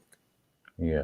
I would say Popovich is the closest, but all the teams I say that won the championship finesse, semi finesse, I would say the Warriors because they had some shooters. They did have defense and Yeah, Curry talent, but they was too finesse for my taste. Because when I look at Curry and Thompson, nah, y'all not physical. The only physical guy you had was Draymond Green and a but few role players. But the way they was built to beat LeBron, I was amazed they won in 2015. Now my dad keeps saying he could have won that year. I said, yeah, but you have to understand, LeBron had hurt players. He wasn't no match for the Warriors because the Warriors was a shot. They had no business winning the first round. The yeah, Clippers could have had them. yeah. Oh yeah, yeah. The Clippers could have had him. Yeah, yeah. Yeah, It's like, but the thing is, like you implied, in 2015, the Warriors beat an injured Cleveland Cavalier team. yeah, 2016, they played a healthy Cleveland Cavalier team and lost. yeah. 2017, 2018, the reason why they won those two NBA finals is because they had Kevin Durant. But the reason why a finesse team like Golden State was able to win 3 championships is because they playing in a league now where it's watered down. Hmm. When you play in a watered down league where the competition is not to the degree as it was in the past, yeah, you could get away to a degree of being finesse. But remember this: after the 2016 season, the Golden State Warriors improved on their defense because they was not going to win any more championships if they was just all finesse. Yeah. Yeah, They had to get Durant, kind of like a LeBron equivalent, and that's how they won the last three. But I knew they was gonna lose Toronto because they was so banged up with injuries. But I respect that player that tried to win one, but Kawhi would have beat him in Game 7. It wouldn't have mattered. He was still banged up. Now, if he was 100%, that I don't know because I haven't seen Durant play well in the Game 7 until he lost against the Warriors in the Western Conference. That's the sting on his not legacy, but his record. That's what he's going to be known as. mm. But he shut him up with 2 championships, so it kind of Yeah, that overshadows that. yeah, and that's a shame though. Even though if he wins this one, people can't say nothing. But you can give him that criticism. He gonna laugh in real life. He I don't think he really cares. But Yeah, yeah, yeah. Yeah. I mean, let's just say if Kevin Durant wins a championship with Brooklyn, yeah, that's what I what said. Mhm. what's going to overshadow all the criticism is that he was able to win a championship with 2 different teams. Mhm. When a player is able to win the championship with one team and win another championship with another team, the media is going to utilize that to overshadow all the criticism and to make him look that much better because he was able to go on different teams and win a championship. So I Mhm. mean, yeah, of course, he's always going to be criticized like every other player. But what I'm saying is just that there's going to be other things that the media are going to use to overshadow that criticism. Mhm. Yeah. Yeah. And that's what I'm saying. Like, if he gets overshadowed like that, that just shows you people is just gonna look at him for what it is, man. Like he'll beat those criticisms in time because then they'll forget. And I know he's played the league so long, but here's the thing: Durant doesn't really care at this point because if he does win one this year or next year, because they have a shot next year because they can keep the same Yeah. team intact. Yeah. So they no Brooklyn is on fire. That's a good team. Yeah. You know. Yeah. You know, Brooklyn's going to win a championship someday, whether it's this year or next year. They will win at least one championship. Yeah. Because you talking about all three of the star players having NBA Finals experience. All three of the stars have NBA Finals experience. 2 out of the 3 won at least one championship. But all 3 of the stars in that team have NBA Finals experience. So they know what it takes to get there. And the 2 out of 3 stars know what it takes to win. And not only that, it's just that now you got Blake Griffin, you still got DeAndre Jordan. Jeff Green is hurt, you know, but a healthy Jeff Green would have helped because he's a good role player. And you also have Harris, a good shooter. I mean, you just got too many good pieces for the team to not win a championship one day. And they're going to stick together. And I don't know if they still have do they still have Dinwiddie, Spencer Dinwiddie? I think they do. I'm not sure, but I had to check their roster. Yeah, I believe they do. Yeah, they have a good roster, and then James Harden been there, but that team is good too. See, you got 3 best teams. You got them, Milwaukee, because Giannis is still there, and then Philadelphia. But Philadelphia, I told Gabe in a self live stream, they're not gonna blow it up. Not with Doc. I mean, he's looking for a ring too. That's the 2 possible choices: Philly or Brooklyn, because it's in the Northeast. So you got New York and Pennsylvania going at it. Yeah. Milwaukee, that's just a Midwest of Wisconsin. That's just one star player. Because I don't know what Giannis is gonna do. That whole team is built on him. Since he played good defense, like Chuck said. See, those 3 can win it in the East. But I still pick Philly because of Doc has – you got 2 players that come off of a championship, Dwight Howard and Danny Green. Now, Danny Green will be the first player to win 4 championships from 4 different teams. Yep. Yeah. In history. Yeah. See, history's on his side, and I think Durant as well. See, Durant – they'll look at this. I said, no, we're going to get some defense real soon. They can get rid of a few players. They still got Harris. They still got some good players. Now, Brooklyn's not a bad team. I think they can beat Milwaukee. If Milwaukee doesn't play good defense on them, Brooklyn's going to win. Yeah. And they got to find a way to force Giannis to be a shooter defensively. That's the key for Brooklyn to win this series, because if Giannis is scoring from any part of the court that he wants to, Milwaukee would beat Brooklyn. Oh yeah, so he can hit threes now, but not as much. But if he keeps doing what he did, I would say last year, and then what he did with Miami, Brooklyn's in trouble, and he can play defense. Come on, I mean he's a better shooter than he was in the past. But the thing is that if you consistently force him to be a shooter, he's not going to make every single 3-point shot. No, he's not. He's not. You kill a player if you force him to be a spot up shooter, just like what the Hawks did with Julius Randle. Oh yeah. When you look what the Hawks defense did, they forced Julius Randle to be a spot up shooter most of the time, and that killed the Knicks. Yeah, I don't trust the Hawks in the next round. They're gonna get swept by the Sixers. They got Ben Simmons. I just don't trust Trae Young. The inexperience is there. He's gonna suffer them big lights. See, they're not going further.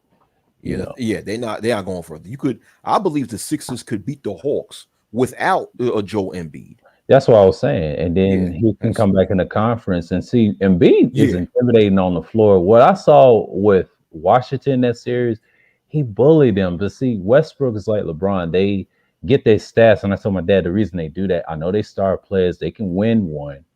But the problem is LeBron is a media darling. So they won't criticize him getting stats because Westbrook does the same thing. The difference is Westbrook has a team made for him, you know, but he's got Bill. He had the nice team because the Lakers and the Wizards are damn near the same on defense. They have a good team. It's just too much talent, man. You know, everybody wants to be the best. You know, it's up for grabs this year because it's 2021. Tom Brady just won the Super Bowl, so you don't know. It's one of those strange years you can win a championship when LeBron is not dominating. You know what I mean? You're taking advantage. You know, this is when you become a star. You know? Yeah, but you know, I won't be surprised if whoever, now that the Lakers are out, I won't be surprised that whoever wins the championship is coming out the East. Oh You yeah, know? Yeah. So yeah, it's between Philly. I will agree with you that Philly is right now, since the Lakers are out. Philly to me is like the number one pick to win the championship. Number two, Brooklyn. Number three, Milwaukee. that's it. So because I don't think anybody from the West right now, whether it's the Suns or the Jazz or the Nuggets. And the reason why I say I don't even think the Nuggets would win the championship is because their star point guard is hurt. Oh yeah, If you got a healthy Jamal Murray. if you got a healthy Denver Nuggets team going against any of those three teams in the East, they might have a chance. Oh Might have a chance, but no Jamal Murray for the Nuggets, and I don't even think the Suns or the Jazz or even the Mavericks is up to par with the three teams in the East. I don't think so. I think right now, since the Lakers are gone, I think right now it's those top three teams in the East that got a chance at winning the championship. Mm-hmm. Yeah. Yeah. I'm just saying, like, now the Jazz, you got the Nuggets, you got who else? You got the Suns.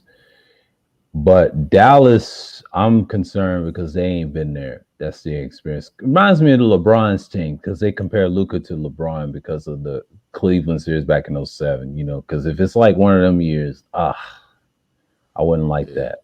I wouldn't like that because that's when he got swept, and this is when you learn about playoff basketball. Yeah. So, See, Dallas right now, they're playing off of confidence, not off of pure talent. Because when you just look at it from a talented perspective, right? Right. Clippers have the better talent, but the Mavericks have the better chemistry. Thus, they have the better confidence, and you see it in how they play. They have a better team chemistry than the Clippers, and anybody that watch basketball for as long as I have know that a team with a better chemistry than the next team always have a chance at beating them. Look at the 2011 NBA Finals, where the Dallas Mavericks with Dirk Nowitzki beat LeBron James, Dwayne Wade, Chris Bosh, and the Miami Heat. And clearly the Miami Heat was the more talented team, but the Mavericks had the better team chemistry and the better confidence, and they were able to beat Miami in the series. So this is what is so.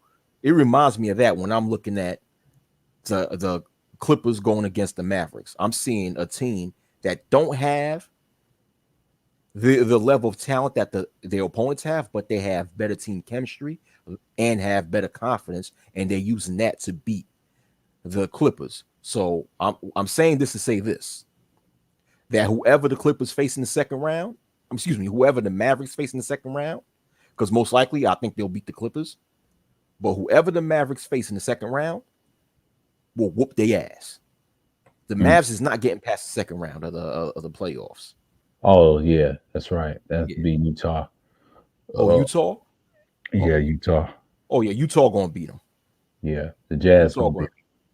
Yeah. And Quinn Snyder is experienced because he was under Popovich, won them championships on the Spurs. He's kind of like a Budenholzer and Monty Williams because they can take him to the finals. See, it's coaching too. It don't always have to be stars. Stars is just a meat of it, but the coaching knows the players. That's what makes you better. Because Popovich, what he learned how to defend LeBron, he ain't all that in scoring because you take the key things away from him. You make him work for his points inside and out and scoring. And LeBron had to figure that out. He said, why does he keep guarding him? Well, it's like chess. They keep him out of the paint make him a spot up shooter, or miss some in the middle and dominate, because every time you trap LeBron and triple team him, he's going to pass the ball. That's what you're Right. trying to do. You don't want him to score, period. That's what the Suns did. They figured him out. But see, Chris Paul know his game. Yeah.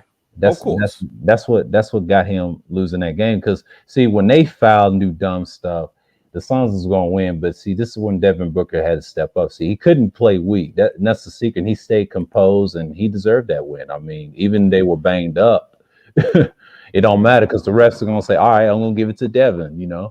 It was being biased. But I think it was referee bias. You gotta, Yeah, it's as a referee, you gotta play fair on both ends. You see a play getting fouled, they gotta get fouled. So LeBron was getting fouled so many times that game, and that's one of the reasons why LeBron was heated. He was getting fouled so many times, and the refs didn't call these fouls. And not only that, you gotta understand too that LeBron was also hurt. He played hurt. And he's playing on an injury, so you could tell. Once LeBron came back and he's playing on that injury, that he's not the same. Because you see, if you watch the past games, like this whole series between the Lakers and the Suns, and also the playing tournament when they played against the Warriors, there were so many shots that LeBron missed, in which prior to the injury, he'd make it in. Like there's this, if you watch LeBron play throughout, his career, in which you have, there's certain shots that LeBron making, which is automatic, which once it's leaving his hands, it's going in. But once he came back from injury, those shots that used to be automatic for him was missing. Like he's not playing the same because he's playing on that high ankle sprain. So the best I can say about my Lakers is that they just rested for this off season. Just rested and come back next year, man. Yeah, they'll be fine. Come back next year and trade Kyle Kuzma's ass, man. I don't want his ass in my team, man. Oh, they eventually will. Yeah, that motherfucker, man. He's supposed to be the number 3 guy in that team, man. He just fuck it up, man. Yeah, they'll get rid of half of these players. Caldwell Pope. It's gonna be some changes on the Lakers. I already know. And if something happens to Anthony Davis, that determines if LeBron said now. But the Lakers is fine. If they were smart, they'll get better players in the draft. They'll be fine. Lakers is not going. No. These franchises, like I said, they're not going anywhere because there's going to be stars coming out of high school, like you said. They're going to be joining these teams and make them better. So they're not going anywhere. But Davis ain't going nowhere. LeBron and AD, they ain't going nowhere. I don't even think KCP, Kentavious Caldwell-Pope, is going anywhere. I don't think he's going contract. Anywhere. Yeah, he got a contract now. Dennis Schroeder, I would love for him to stay in the Lakers, but remember, he refused to sign an extension. Yeah. So I don't know. He's so basically because he's going to be a free agent after this season. Yeah. So I guess he's looking to see, but he can still re-sign with LA. But he's just looking at his options. But I just hope he doesn't leave. I just hope he stays. Yeah. Now Alex Caruso, I don't mind if he leaves. I mean, even though I like Caruso, but if you can get something better for Caruso, I don't mind him. I don't mind him getting traded. And I definitely don't mind Kyle Kuzma getting traded. But those two will be gone. But the Lakers is fine. But I'm just saying, like, I think LeBron has a player option, or is he going to leave? Because a lot of people's concerned. Well, LeBron can go anywhere. He's one of them star-studded dudes. But the Lakers, like I said, I try to tell people they're going to be fine because that Jenny Buss or wherever she got on her sleeve looking for a star, it's an attraction, man. The Lakers is like a old brand name, man. Yeah, LeBron doesn't need to leave. I mean, LeBron doesn't need to leave because, for one, he's on his he only has one more year left on his contract, and he's on his. I think he's on his third year in that contract, right? Yeah, he has one more player option too. Yeah, and not only that, but dude, LeBron is on his final years in the NBA. Why would you think of getting traded now? And you are in a market in which you have a good front office, like you talk about Jeannie Buss. Jeannie Buss is a winning owner. Yeah, right now. The Lakers will do anything it takes to have a winning team. So you in a good front office, you with a good coach, you got good players around you. It's just that it's the health. So I don't think it's necessary for LeBron James to think about leaving. Just rest yourself and come back next year. That's it. Yeah. You never know with him, man. He always making them decisions. I'm like, dude, why you trying to leave? You lost, man. You gotta stick around, man. I hope his ass don't say that I'm thinking of going back home once again. Fuck. If that's the shit, I'm gonna stop watching basketball, dog. I'm like, come on, man. It's just, I mean, I ain't saying it's possible, but I'm just saying the Lakers is not a bad team. They're gonna be fine with or without him. Like I said, the fan base is gonna stay. Like, oh yeah, if he retires or whatever, I tell people the Lakers are fine. That's just the way it is. It's just like the Celtics. They find their whole brand names, like almost like the Yankees and the Red Sox. You're not gonna get rid of them, man. I tell people they're paramount. Yeah. Even the Warriors, like I said, the Warriors, same thing. Even though they won those championships, it meant something to that town. Even though it's a Philadelphia team a long time ago, but that name sells. Yeah. Just like the Bulls. Yeah. And Spurs, they're not going anywhere. But the teams that like to move around, like I could say, yeah, you can move around Houston and them other teams, Southern teams. No one really cares because they're not winning. But the Sixers, they find because they won some years ago, but that's a New York team itself and moved to Philly. So they used to be the Syracuse Nationals. I already know Syracuse Nationals. Yeah. With Dolph Stays back in the 50s. So I already know they first championship. Yeah. That ain't nothing. I think that's also the Sixers, or at that time the Syracuse Nationals. I think that was the team. Yeah, the Sixers were the Nationals. Yeah, but what I'm trying to say is that's the team that signed the first black player in the NBA. Facts. Yeah. Absolutely. But man, these teams are not going anywhere, man. These teams are not going anywhere. Like you're right, the Lakers will still be good because a lot of the guys in the Lakers are still young. Yeah. AD is still relatively young. Montrezl Harrell, he's still young. Caldwell Pope, Alex Caruso, unfortunately Kyle Kuzma, they still young. Dennis Schroeder, they still young. So that's why I'm saying I would love to see Dennis Schroeder stay. And they, and because let's say the time LeBron leaves, these guys are still, it'll end up being in their prime when LeBron leaves. So if they stay together, they'll still have that type of team chemistry and that type of consistency and that type of trust with each other that they'll still be able to win more championships without LeBron. But they good. Yeah, they'll good. They'll be good with or without LeBron. The Lakers will still be good. Yeah. He was asking about Kyrie, Mike V. It was they throwing balls. I think I did a stream on that, and it was a article I read, and like, yeah, man, it's rough in Boston, man. I told him that's normal. I know he's a Celtics fan because I always talked about him on recent live stream. I said they'll be fine, man. Yeah. I mean, even Bill Russell, when he spoke about his experience when he played for the Boston Celtics, and the people in there are racist. Yeah, Boston's a very racist city. It's an extremely racist city. A lot of people don't realize that in the East Coast, right?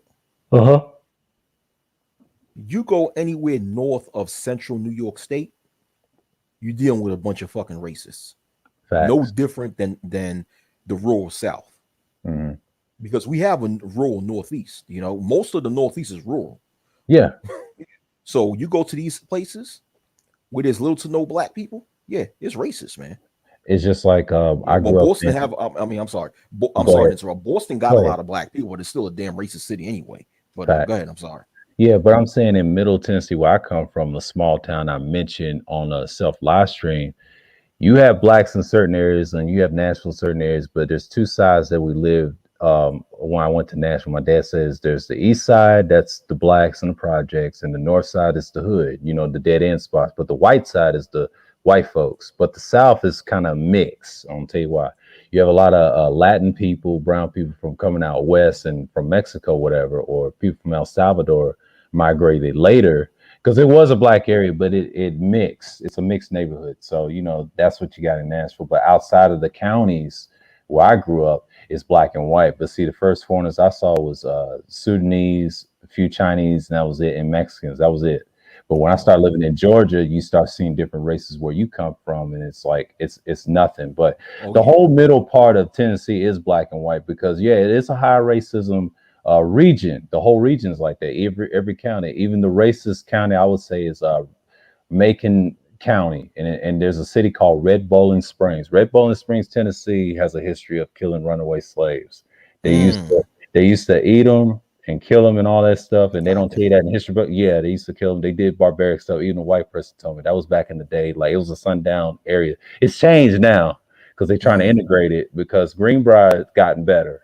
But Red Bowling Springs has a history of a lot of killings because my dad said the nickname they call it Red Bowling, Hot Boiling Niggas. That's a saying why they got that name, and it's deep. It's deep. It's runaway slaves coming from Virginia, whatever, and they start killing them and slaughtering them, mutilating them and stuff. It goes back to the days of Andrew Jackson, all that stuff before the Klan. That's a Klan state. That is a straight up Klan state. My dad went to a school called Middle Tennessee State University, and their mascot is a Blue Raider Klan. And Nathan Bedford Forrest had a horse and a Klan and him on top of it on the front of the statue in the school. But the president, Walker, I forget his first name, he's a black president at the time, new guy. He told the school to take that down, don't offend the African Americans. And he didn't want that. That was early 70s. Okay. Yeah, he always tell me that story to this day, because my dad's in his late 60s going on 70. He always tell me about them racist stories growing up. Because he lived, he grew up like that, so that's no, he lived it. So, I know exactly what you're talking about. He always tell me about. See, he traveled up north too. He traveled to Michigan and them other places, but he know New York has a lot of racism. We talked about Long Island, like what Rashawn was telling me. I said I did not know that was that racist because them Irish. He said, "Oh yeah," he said, "Man," he said they racist here. Them Irish get drunk with it. It's just like down here. I said, "Yeah, them rednecks, man."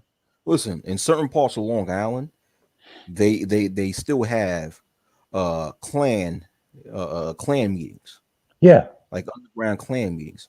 Remember, at one point in time, I don't know if it's still there, but at one point in time, the main headquarters of Ku Klux Klan was in Connecticut. Facts. In the north. Yeah. So anywhere, so it's like the East Coast. There's some racism over there too, especially anywhere north of central New York State. You going anywhere north of central New York State, you're gonna come across a whole lot of racism. Yeah. So that's include upstate New York. That includes, northern or western Connecticut. No, excuse me, eastern Connecticut. I'm sorry, eastern Connecticut, Massachusetts on up. It's racist as fuck. Mm-hmm. Yeah. So even certain parts of Pennsylvania, when you go outside of the big cities like Philadelphia, Pittsburgh, Scranton, and Allentown, you go like middle Pennsylvania. Oh, it's a large amount of racism over there too. So it's deep. Yeah. It's deep. I'm just saying the Klan, they migrated, even though the birthplace was Tennessee, because they have a lot of killing artifacts, even though they have from Georgia.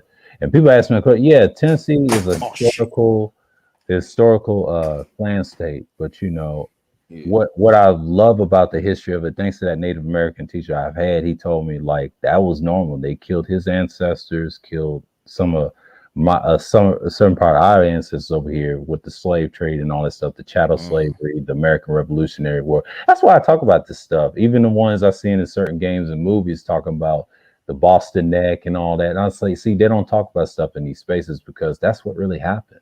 A lot of people just died. Yeah, a lot of people died. Yeah. I mean, man, it's a lot of people died. It's unfortunate. God damn, shit. Yeah.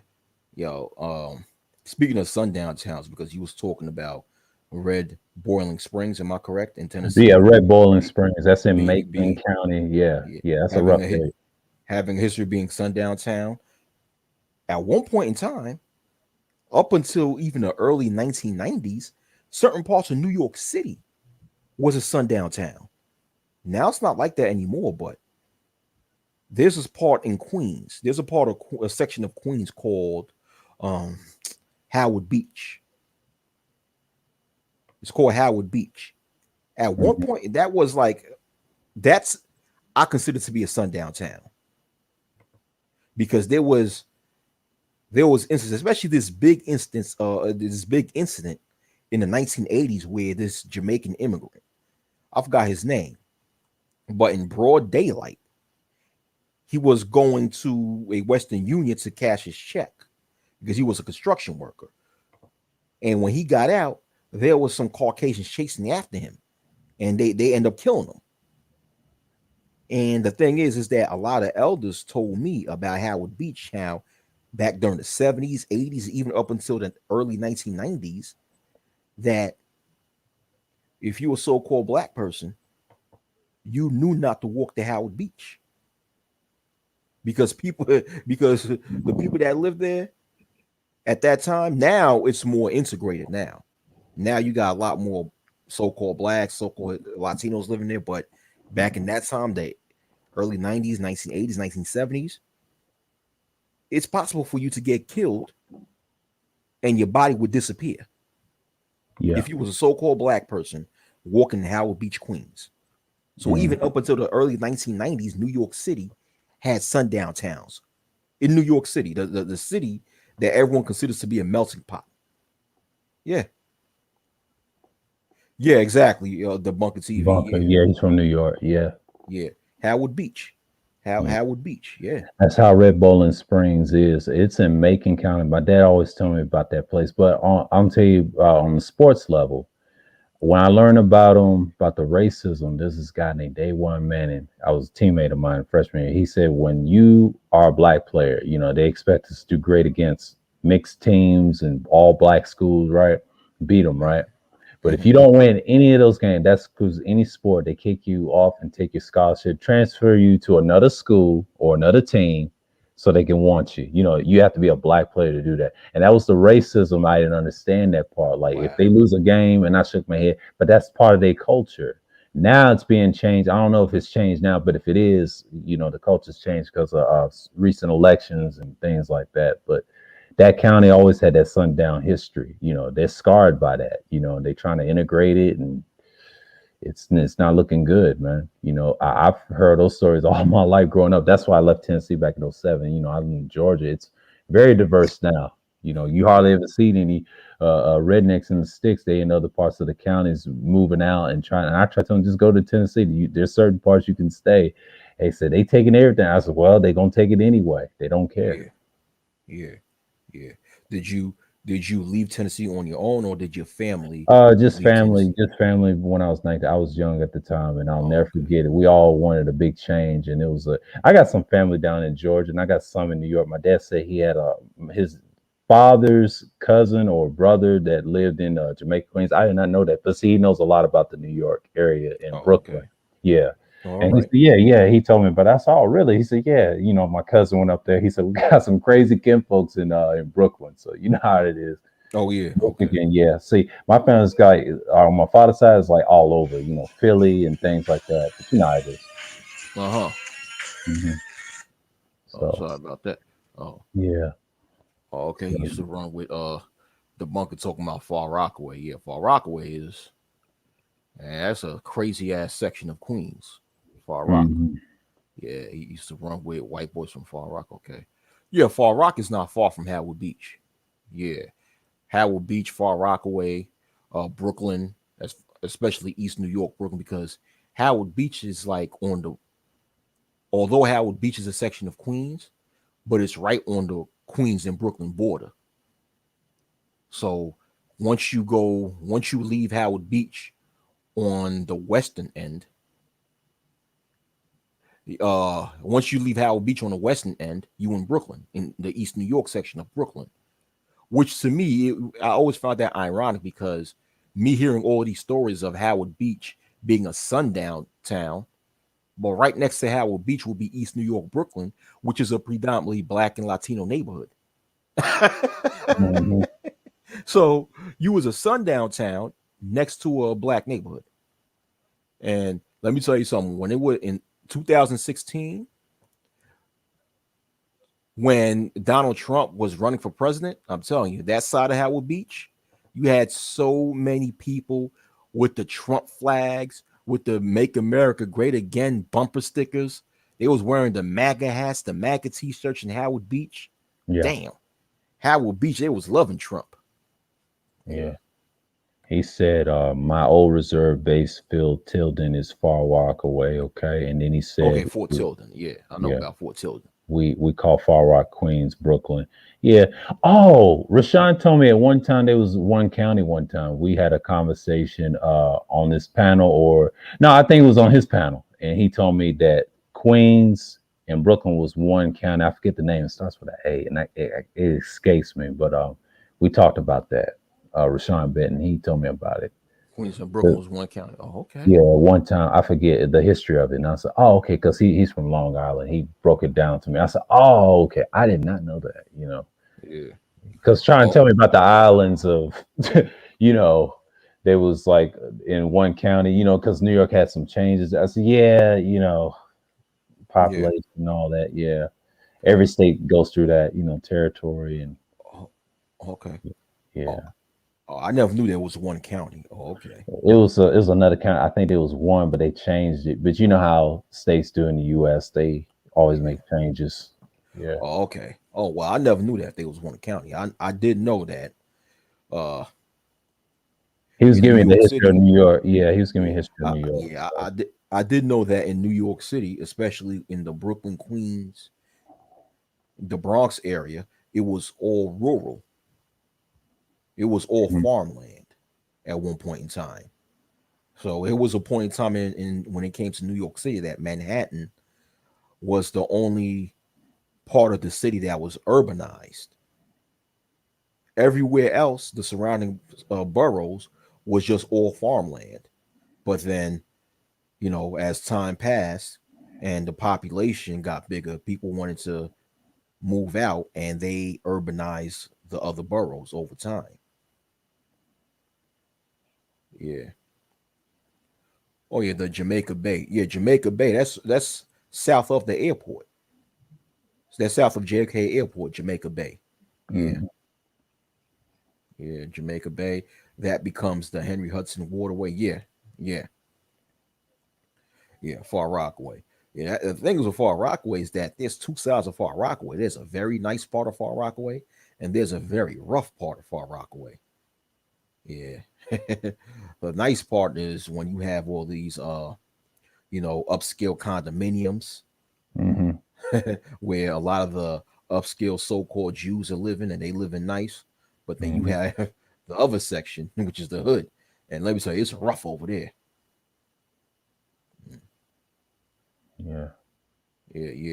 Both of the airports are in Queens. LaGuardia Airport and John F. Kennedy Airport.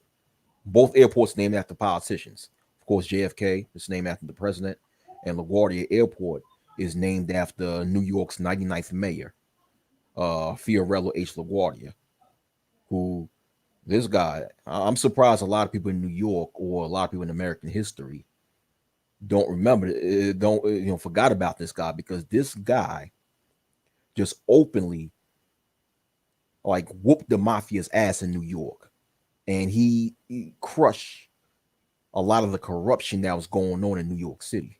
So one of the airports was named after him. 90 Rock Away's the begging game of the nice part. Oh, the beginning of the nice part. Yeah. Far Rockaway, that's rough, man. That's a rough spot. Yeah.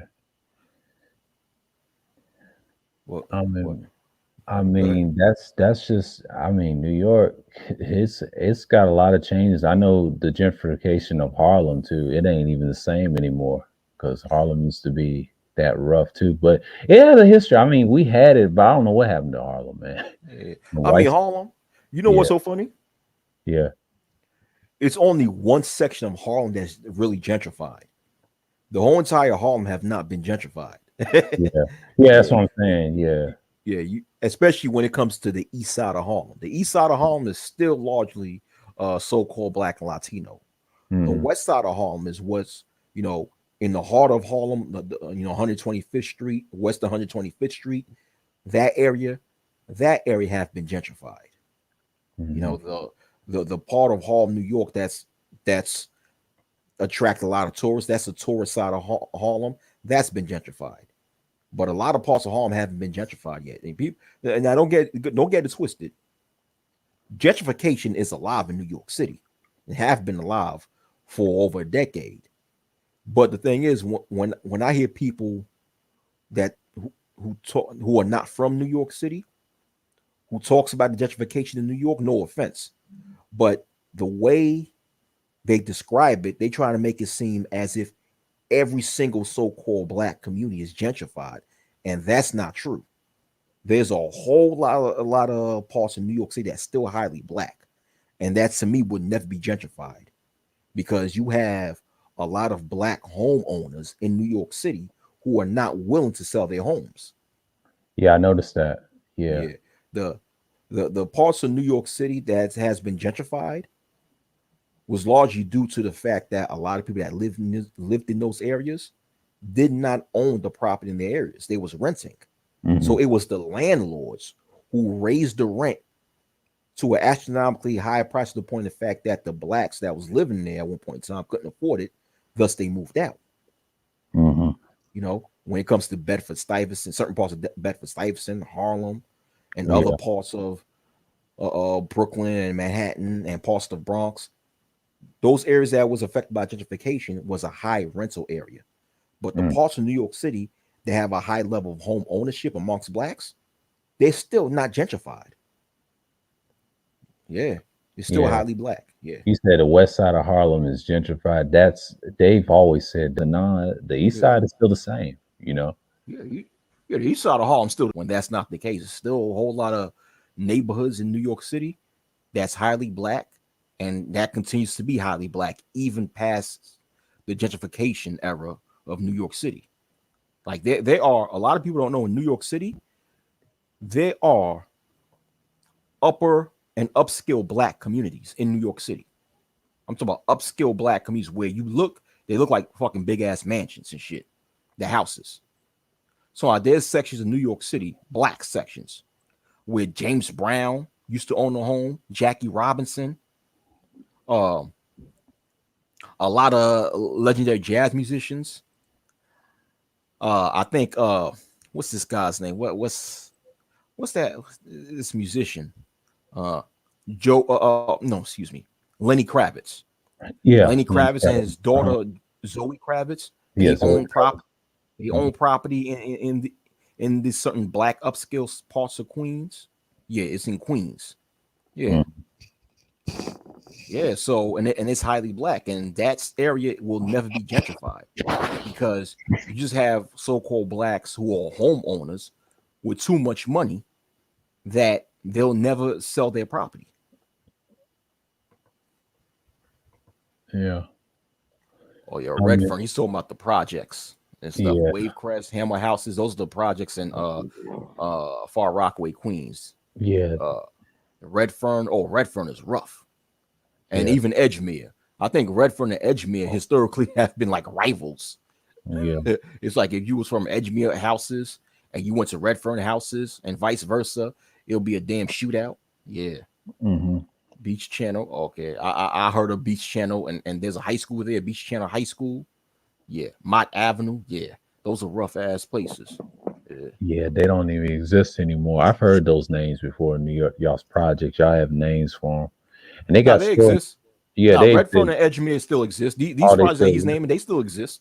Oh, okay. Some of them got shut down. Yeah, some of them got shut down and turned into upscale condominiums. Yeah, like Left Rack, which is not in which is not in Far Rockaway. But I'm just giving an example. But go ahead. I'm sorry. Yeah, I was saying that's the same thing with West Atlanta too. I forget there's certain projects even in parts of, I don't want to say East Atlanta. It's in both sides of Atlanta.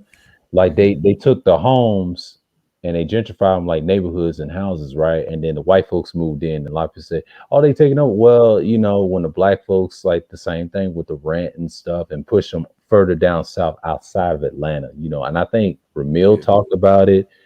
I talked about it in the chat, and I think Georgia Boy talked about it, and this is another Atlantan native talked about it on a panel once and said, talking about gentrification. Well, he was trying to say Gary, Indiana can be like Atlanta, but here's the pushback. They said, nah, because if Atlanta tries to be like in Gary, because it'll be the same thing, because black people don't want to take care of the home ownership, but not only that, the rent, you know, if they're the landlords, why are we doing the same thing in the land? You don't want that. You don't want that that spark like Hollywood. You don't want that, because you have a lot of snobs that rule Atlanta that goes black and white that got money, because that's the real problem. You know, there is a homelessness problem. It's not as high as everybody else, you know, and that's what happened to Keisha Bottoms. But and more than that, firing that chief, and I think Ramil said that it's more to it. Atlanta is basically entertainment, but outside of it, there's a nice place to live, like in other counties like Cobb County. There's more suburbs and all that. It's diverse. It's cheap living in Georgia, period, because they have a 5% tax rate, kind of like you living in California almost. But the rich people, they pay like 1%, 2% tax rates, and some have that 501(c)(3) charter in their back pocket. So they, it's like that. The whole state's like that. The whole state's like that. Every county's like that. It's just you got to own stuff. You know, you got to be about something. I mean, Georgia. That's why they call it the East Coast so much in the chat room years ago. And I said, why y'all call it East Coast? I thought it was the South. I said, no, you got a bunch of people done migrated, done took jobs, and you know, the tech, because that's the future. You know, that's why they got the Georgia Guidestone. It makes sense now. Okay, I see. They want to gentrify everybody. But technically, Georgia is the East Coast. It's just not the Northeast. It's the Southeast. Southeast, like Florida and all that. It makes sense. I understand now. Just like Florida, that's the East Coast, but it's not the Northeast. It's the Southeast. You know, a lot of people, when they think of the East Coast, of course, they think of the Northeast in their mind. They think of New York, Boston, Philly. You know, they forget about Virginia, the Carolinas, Florida, and Georgia. All that's the East Coast. So you just have, it's just that you just have the Northeast, you have the Mid Atlantic, and you have the Southeast. You know, so. Man, it's what I was about to say. It was something else. Okay, to give you an example of a housing project in New York City that was turned into upscale condominiums. Like I said before, there's a project called Left Rack. Used to be called Left Rack Houses. Now it's called Left Rack City. Now Left Rack, or what was formerly known as Left Rack Houses, that was the home of Nori. You know, the former rapper Nori from Drink Champs. He was from there. And also Kenny Smith, former basketball player. Kenny Smith. He was from there. He was from there, Left Rack. Right? It was a rough housing project.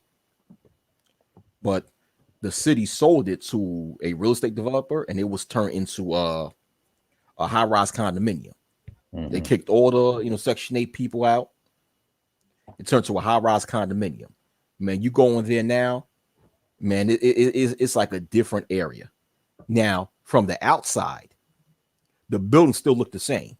It still looked like a typical New York City housing project that you see on television. You know, those big, you know how the projects look like in New York City, like a big old skyscrapers and shit. You know, you got that. All they did when the developers purchased that property, all they did is renovated the interior of these buildings, put some new wooden floors, repaint the shit, and then charge people $2,500 a month for rent, or $3,000 a month for rent. And I'm just saying, there was a one point in time where that was a very notorious area. Now it's extremely quiet. Yeah, I can tell. Yeah. Oh, my father said something about Stephen A. Smith. He tried to go on a rant, and the recent playoff loss, but people didn't want to hear that pro-black shit. They was making fun of him, but everywhere in New York, they're catcalling him and insulting him, and which rightly so, because all the times that Kwame Brown exposed him. But ever since that, I think they hounding him. He was laughing. I said, yeah, but that's what he get for dissing black men. It came back to fire. He was trying to diss Kwame and others, trying to respond. It's too late, because and the own people in New York went against him, and they should. They disown him, and I'm glad. I try to tell them I'm glad. Man, New York never respect that clown anymore, man. Yeah, I'm glad. I'm telling you, New York never respected that clown. Yeah. If anybody thought that New York respected him, hell no. Hell New no. York never respected him, man. I mean, this guy, he's from Hollis. He's from the Hollis section of Queens, the same Yeah. part of Queens that Run DMC and Jam Master Jay is from, that Ja Rule is from. Mhm. You know, yeah, I mean, you know, a whole lot of others from there. Russell Simmons, he's from there. Oh yeah. You know, LL Cool J. LL Yeah, Cool J. Mark Jackson used to live there. Mark Oh Jackson yeah. was from Brooklyn. He Yeah. used to live in Hollis. It's like nobody respects him. See, all them guys I named are highly respected in Hollis, Oh yeah. except for Stephen A. Smith. Smith. Nobody respect them. I mean, yo, let me say, you know, Damon John, also the guy that started Fubu, he's from there. Yeah, yeah, he's from there. Mhm. When people describe Hollis and the icons that come from Hollis, nobody mentions Stephen A. Smith because he's not respected by Hollis. Nobody respect this clown. He's a clown. New York been knew he's a clown ever since he first started working ESPN, man. He ain't nobody, man. Yeah.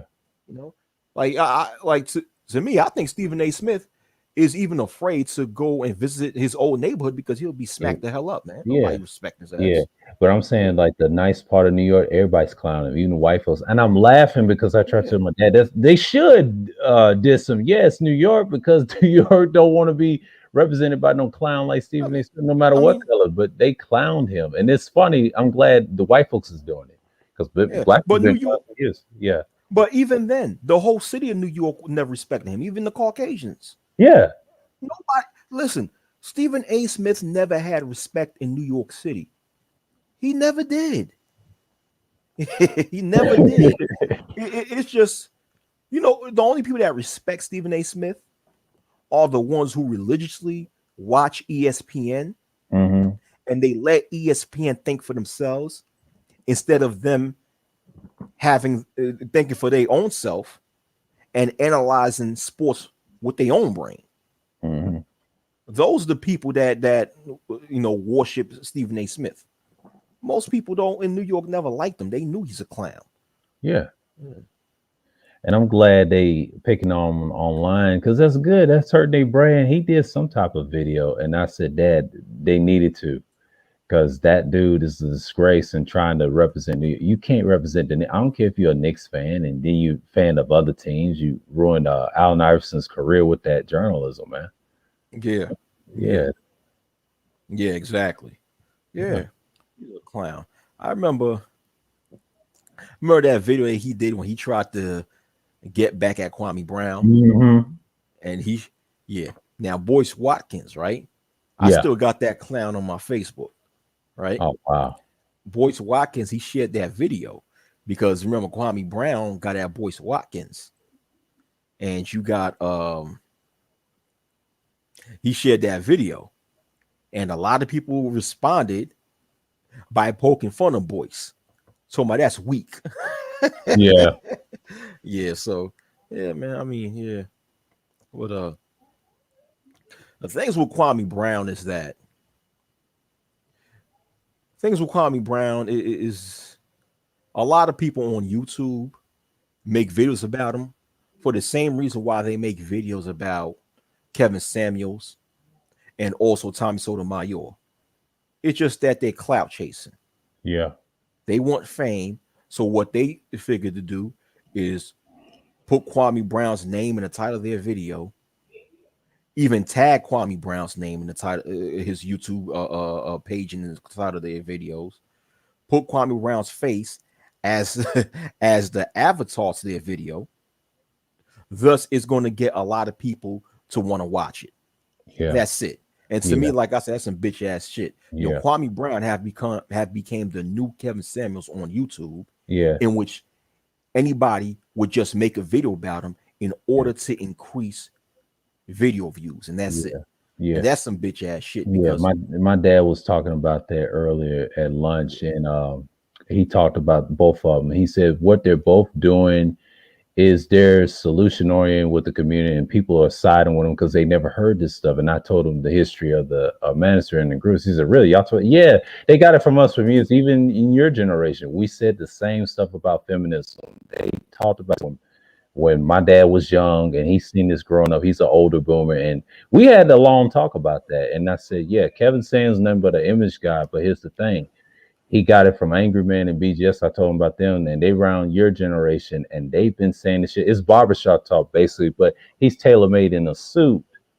But here's the thing with Kwame, they both have that message. See, when you have a group of people that follow him, he said the real people want Kwame, but you have the two genders that want Kevin that agrees with him. The women agree, not till that came from the spirit. And I was trying to explain to him, Kevin understood these spaces. I've seen him in the chat room in GCs, in the chat and the panel once, because we know Kevin. He was like, yeah, we know Kevin. Yeah.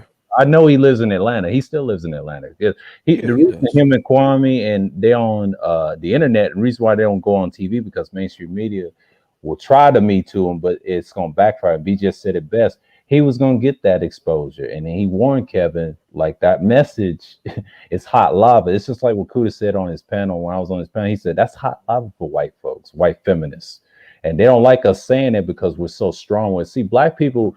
You know how we yell at each other on panels with females and men? That's how we talk to each other in the barbershop. And then they don't understand that. And Kuda trying to break down to the brothers on the panel. He said, look, that's how we talk to them. And white folks got upset. And see, Rollo Tomasi didn't like that, but he understand where it came from. Because he used to be cool with BGS. And Rollo Tomasi didn't like what? Hold on. He didn't like what Kevin said and did with those girls on the Fresh and Fit podcast. And the way he handled it. And he was upset. And that was looking at his family, think about how they treat him and how he broke down their talking points. They ran off that show. And Zero said it best. There's a bunch of niggas over there. Yeah, it's basically not really the white man's, but you have a bunch of, because they come from our side. You know, the sad part, that's what Zero was saying in the interview with the Prophet of Thought series with Brother X. And he broke that down. He said, I'm going to stop calling the white because you got a bunch of niggas over there. I said, Solo and all of them. They ruined it. You know, the white folks ain't controlling niggas over there. I mean, I mean, speaking about, I mean, you made a statement saying that if Kwame Brown and Kevin Samuels go to the mainstream media, but like I said several times, KS is already mainstream. Yeah, he's already mainstream. And it's not on TV, but on the internet. Yeah. But you know, I get you, but you do know that, you know, people who are on TV talk about him, but yeah, he's already mainstream. And now we at a time now in which you don't even need to be on television in order to be mainstream, because YouTube is mainstream. There's a mainstream sector on YouTube. Oh yeah. So YouTube and other social media sites, once you get a large following, you already mainstream. AKA Black Lives Matter. Black Lives Matter started out on social media. Yeah, true. And they became mainstream because of the following. So I mean, but I get what you're saying though. You know, he's just not yet on TV. I said not yet because he will be on television. Yeah, he will be on television. But I told my dad, I'm gonna frame it like this. When you beat white feminists in their own game, even the black ones, because you got a lot of fake ones out there too, they try to cap and try to use the white feminist talking points, even though they're brainwashed when they have to. And I think I told this to Kuda, I said, well, the reason you have that is because of money. The white man that runs that doctrine, none of these niggas in space and the other side would never go against them in a revolutionary way, because men don't have, you know, the resources, because, you know, they have the resources to spread us all out. You know, I mean, this is crazy. I mean, men can come against them in a revolutionary way. It's just that the men are too damn stupid to do it. Exactly. That's what I'm saying. In your videos, they're just too damn stupid to do it. Yeah. Yeah, I think you made a stream about that, about feminism. You and Big J had a disagreement, but you broke down the culture. You know, not the culture. What is it? Well, policies. I did break down policies. Yeah, policies, and then you're accustomed to the culture. Yeah, yeah. And I listened to that stream. I said, absolutely, you say that's correct, because you're accustomed to it, and it's hard to get rid of something that you fought for. Just like you mentioned with the Haitian Revolution, it makes sense. Yeah, it makes sense. Yeah. Oh, that was when when I was talking about when I was responding to the narrative of people saying that they're going to take away female freedom, take away female rights and women's rights. And I'm like, you're not going to take away something that people are already accustomed to. You're not. You know, You're not going to take women's rights out of society. Women's rights ain't going nowhere. And it doesn't need to go anywhere. What is needed is for true equal rights for both genders under the law. Because what goes on, what you're seeing right now, is an imbalance of rights where females have more rights than males. And because of that, females are able to take advantage of that and put innocent males in positions of trouble, as you see when it comes to false rape allegations, false sexual harassment allegations, false domestic violence charges, child custody charges, and child custody situations, and even times when females are preventing the fathers of their children from being involved in their children's lives and getting away with it. Shit like that is a result of the imbalance of treatment that males and females have, where females are treated better than males under the law. So what is needed is true equality of men and women under the law. You don't need to take away women's rights. So when you got certain people in the manosphere talking about taking away women's rights, dude, that's not going anywhere, because that's something that society is so accustomed to. And when you take away something that society is so accustomed to having, it's going to be war. Oh yeah. It's going to be war. So, and if you take away women's rights, you even going to have a lot of men in this society who will fight side by side with women against that. I mean, once again, I want people to do research about the abortion laws being changed in Poland. Because if people do the research on that, which is an example of what I'm talking about, they would realize that there was a big riot in Poland a few months ago, just because the government made changes to Poland's abortion law. And it was men and women fighting side by side, tearing shit up, looting, putting shit on fire. Hell, you had members of the police force fighting side by side with the people, not against the people, with the people. Why? Because the government took away something that people in the society were so accustomed to having, that once the government took that away, it was war. And that's what you're going to have in America or in any other westernized place where there are women's rights. You take away that women's rights, you're going to have war. It's going to be ugly. You don't want that. Yeah, nobody does. Nobody does. What you want is true equal protection under the law between males and females. But I was just saying, like, I referenced that because I remember you talking about it in the stream and people didn't pay attention to what you were saying, and it's absolutely correct, man, because it's just like the example. Yeah, they're dumb people don't pay attention to good shit. But go ahead, I'm sorry. Yeah, but I'm just saying, like, I was trying to tell them, like, if you listen to guys like yourself and others, like, yeah, because that's the pushback that we get. And I see it on Roger Report yesterday. I mean, today it was a panel. I think Angerman was on there and they was talking about the same thing. You know, you have these KS fans and, you know, of course, Truth as we know it. He got some pushback from Black Uru. And I said, man, where was Zero at? You had Ty City in the chat. You had Jerome later on. And then Silent was up there. He said, you know what's wrong with these old niggas that want to interrupt? I said, BGS. And he was picking on him because he made a video about Silent, right? And he said on his panel, he said, look, why don't you let me talk? Because he was trying to get in his points, and he kept commenting and said, they always want to interrupt and they know they're wrong. He said, you only agree with me once. And I started laughing, talking about BGS. I be dying. I said, Silent be going in. I'm talking about Keith Lamont. You know what I'm talking about. But him. He be tearing them dudes up on Roger's panel. He said, every time I try to get in, Roger wants to hold me back. But see, I try to tell them Roger is their boy. He's part of 2.0. You gotta understand him, Charles, Angry Man. They was on the same panel. But see, Angry Man was going in on someone, and I think it was Truth and Black Uru. But when BGS go in there trying to defend KS, trying to say, look, I already done told him what was going to happen to him because, you know, they boys. You know, Angry Man has a gripe with KS and calling them all types of stuff. And then he wants to backtrack. I say, dude, you said FBGS and you don't know what side you're on the bed, man. It's gonna be some craziness on Art of New Style tonight because I'm gonna watch it at 9. and see what's going on, because because they be over there as well. It's a decent panel. Art don't play that stuff either. He'll drop everybody down. He dropped this one woman down. I salute him for that. He said, "Look, you're not gonna cuss me out on the panel." And he took a wrench and everything. I was like, well, Oh dang. wow. Yeah, she Yeah, tried to he cuss did the him right out. thing. Yeah, he did the right thing. And me and New told me, "You did the right thing, man." He highlighted my comment, and I told him, "No, you did right." He said, "No, I ain't trying to be like." No, you got to, man. If they trying to be reckless like that, nah. Yeah, you gotta take him down. Yeah, yeah. You know me, I don't play that shit. Yeah. You come out of order, you going. Shit.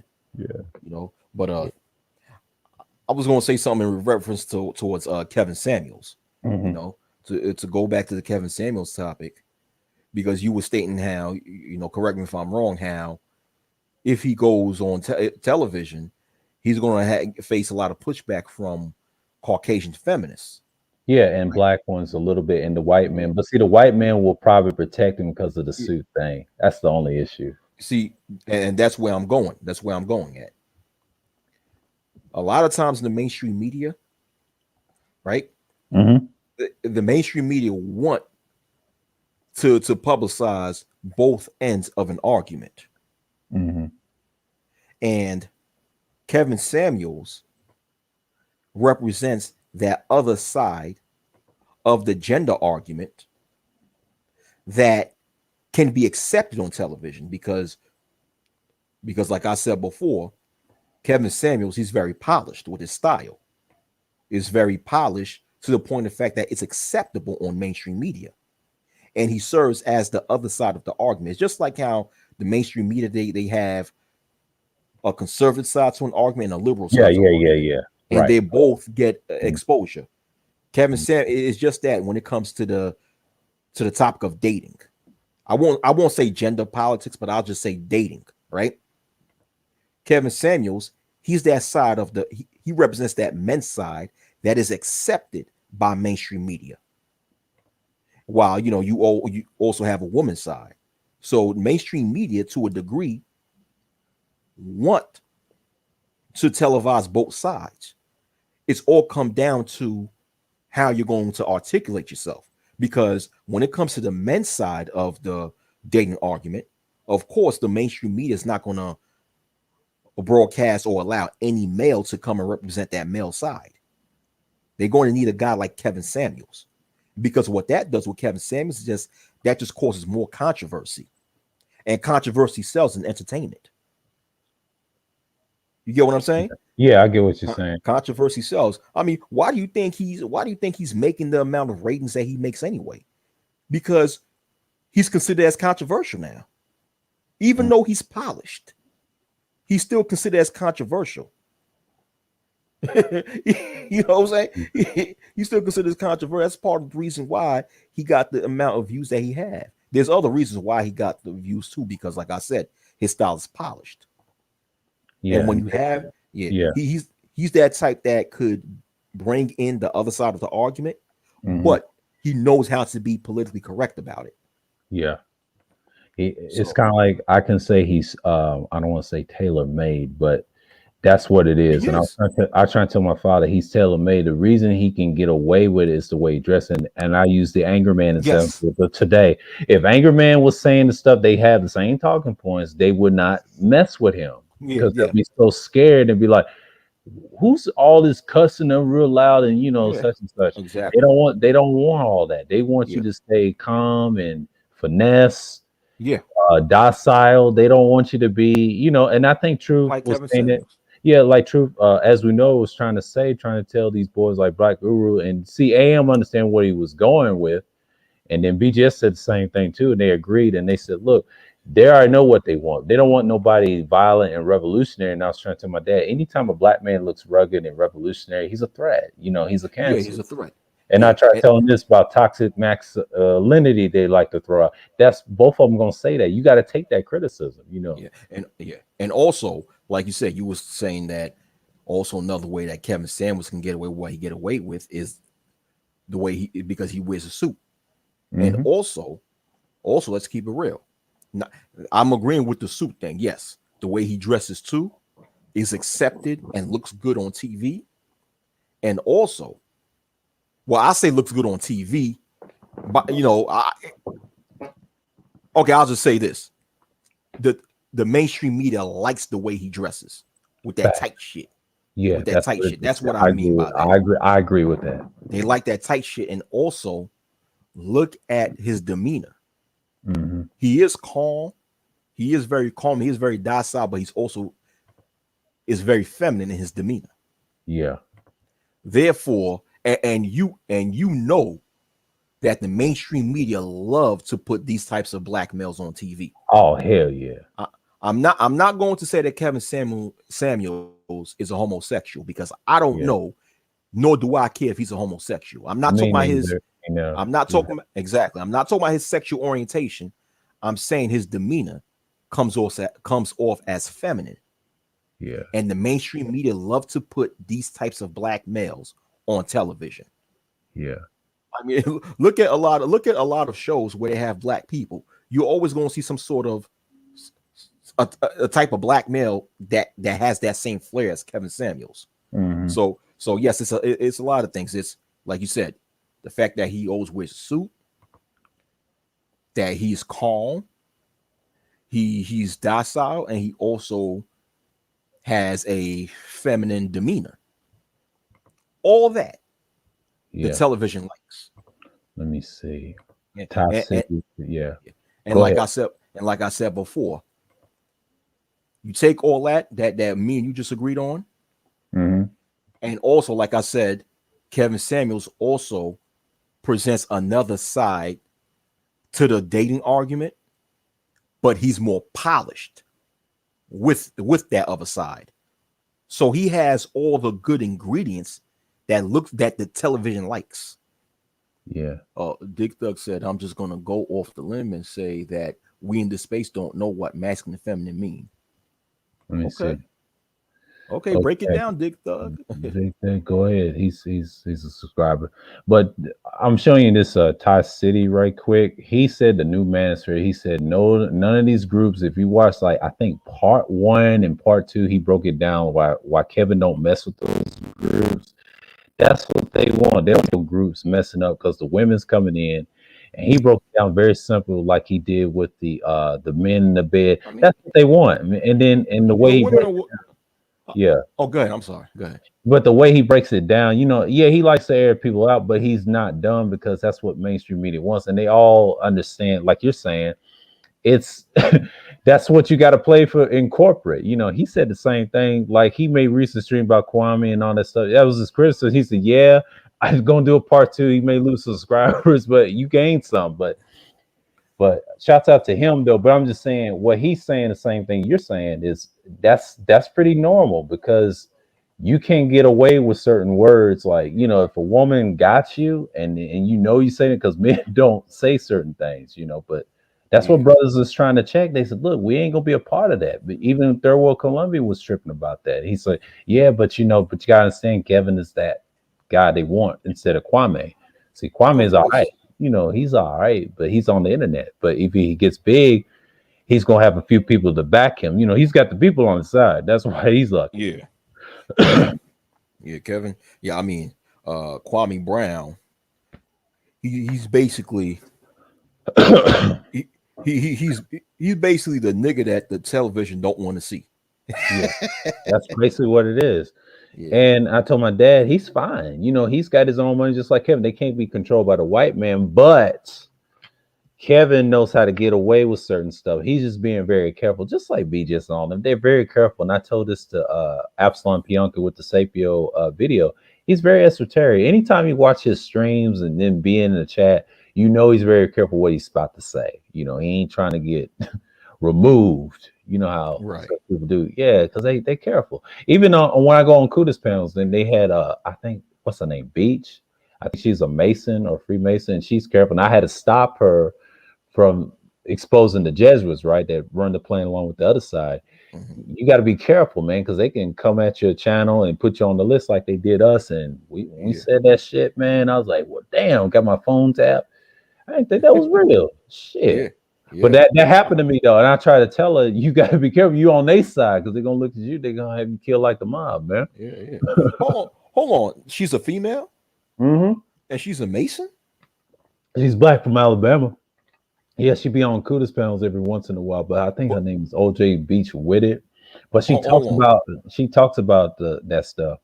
I mean, she probably an Eastern Star, Yeah, but a something like female that. can't. Yeah, a female can't be a Mason, as far as I know. I don't think she's like a Mason, but she supports me. I try to tell you gotta be careful because the men that Yeah, you're protecting, yeah, they can kill them too in some way because they yeah, have association. Yeah, it's like a I don't want to say it's like a mob family, but that's how it is. When I studied them, I was like, damn. yeah, And then Brother yeah, Dawood debated them in a lodge once, and they try to throw him out because he asked the right questions. They'd be like, say, "Who's this guy? yeah, Who's that guy?" I remember years ago when he said that, and I'm like, "You went to their lodge and debate him?" I'm like, "Wow, I've never yeah. done that, you know." But some people do. For real, brother Dawood debated him in the And the lodge. lodge, yeah, it was years ago. It's like he You, went to one because since he's an occultist, he challenged him. They asked him about his yeah, knowledge. You know, they thought he was going to join, right? But he asked the obvious but questions. They but didn't want but to you hear but you it. know what's so funny? Yeah, Because I met Dawood a few yeah, years ago. He yeah, was outside in the street here in New York speaking, right? yeah, And when he was out in the street, he admitted that he was a Mason. yeah. Or occultist or something like that. I think Now, he, but I know he's an occultist, but he did say that he's a Mason. yeah, I know and he's an occultist too, because yeah, yeah, but go ahead. Yeah, I think he mentioned the Mason based off Sinetta sense. I don't know what happened because they don't have him around anymore. But he talks about the occult stuff, and I think a lot of Masons higher ups just didn't care for him. But he did challenge him one time. He said, there was a white people at the top, you know, the same people that controls everything. They told him leave that man alone because he's got power like that. He said that in the video. I was like, how did they? If you scream so loud in New York in a certain park, I'm like, how do they know you there? I'm like. yeah. I don't believe So that. that's some wild shit. But you know, but hey, man, you know, hey, if they watch you like that, that's some powerful shit, man. Yeah, yeah. I know. I know the cemetery that he claims to go to Yeah, do some of his rituals. You know, there's a cemetery that I know that, according to him, that's what he states that he goes to. Yeah, but masculine means penetrate, enter, invaded, intrude, approach. Feminine means welcome, open, close, facilitate, absorb, etc. Chaos gives off the feminine traits because he seems like the one to easily approach. Yes, that's very true. Especially he lives in where Georgia. You know, I know he lives in Atlanta. He's popular. You know, people can see him anytime. You know, where did Dick Thug get these definitions from? I don't know. Masculine means to, that, because that's not what I mean when I say feminine. I'm not saying he's wrong or he's right about his definitions, but what I'm saying is that, I mean, of course, we should all know when the context that I use feminine at when I mentioned Kevin Samuels is not in that same context. I'm talking about the type of demeanor that you will traditionally find in females. He has that similar demeanor. I mean, so I'm not talking about him being welcoming or the reason why he's feminist because he's easily to approach. I'm not saying that. I'm just saying that the once again, the demeanor or the type of demeanor that you would mostly see in females, he has that demeanor. That's all I'm saying. And not only am I the only one saying that, a lot of people are. That's what I mean when I say that he has I'll drop the link. a Okay. feminine demeanor. Okay, Big Doug. I will drop it. Hold on. See what you're talking about. All Mhm. right, champ. All right, champ. State your case. Gotcha. Here's the link, son. See what you're talking about.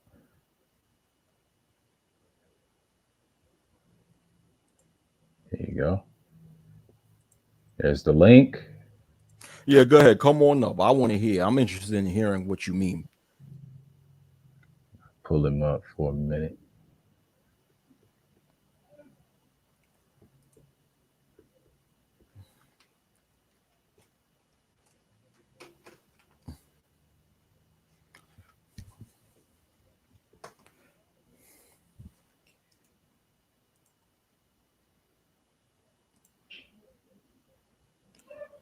Yeah, because that's interesting. Yeah, I had to tell her just chill with that. I think it was on a recent live. It's old. It's like months ago, and I told her just chill. You know, you gotta be careful because they watching stuff like on YouTube. They got everything surveilled from Google and CIA. I'm like, you gotta watch it on Yeah, panels. You know, they be watching. I was like, damn, where did he come from? In the Google mods, that's another thing too. yeah, Security. yeah, I'm like, nah, I yeah. gotta It's be good. careful. Yeah, Yeah, they yeah. everywhere. I'll be having Google mods on my live panels. Damn, deleting the comments of mods on my panel.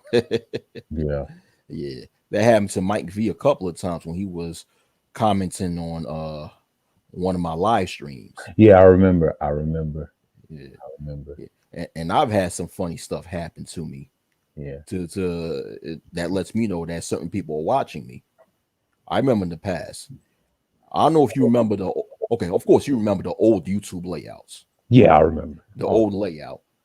You know, the old layout, once you sign in, that the old that the old layout, once you sign in YouTube, mhm, it's like the homepage, the old homepage. mhm. There was several times where there was this mysterious red bar that appeared across my homepage, and in the red bar was a message where someone told me, Yeah. "Yeah, I'm watching your shenanigans, LOL." Mhm, And that was strange because that never happened. mhm. Like, never have I signed in on YouTube and on my homepage, a damn red bar comes across the screen and someone makes a message. So I'm like, okay, that's somebody in Google or someone letting me know that they're watching me. But what's up, Dick Thug? What's going What's on? going on, Dick Doug? Welcome to the panel. Unmute yourself, Dick Thug. You on mute. Yeah, you on mute. Unmute yourself. Or has he got to do something?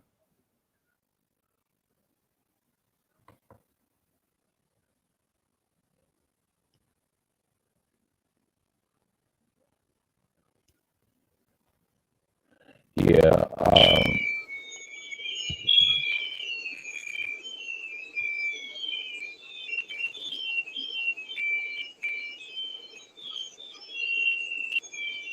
Go ahead, Dick Thug.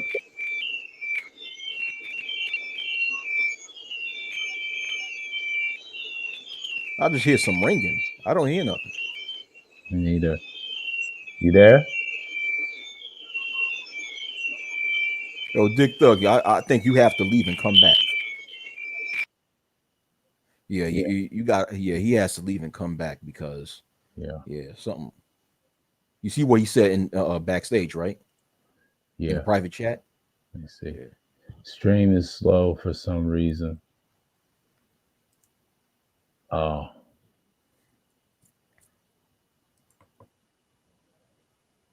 Hold on. No, the stream's fine to me. Yeah, it's fine to me. That's Yeah, it's fine to me. I'm on my what you call it, Chromebook. It works fine. That's probably on your end, but okay. Yeah. whatever device he's using, he probably have to reboot it Yeah, he has to reboot that.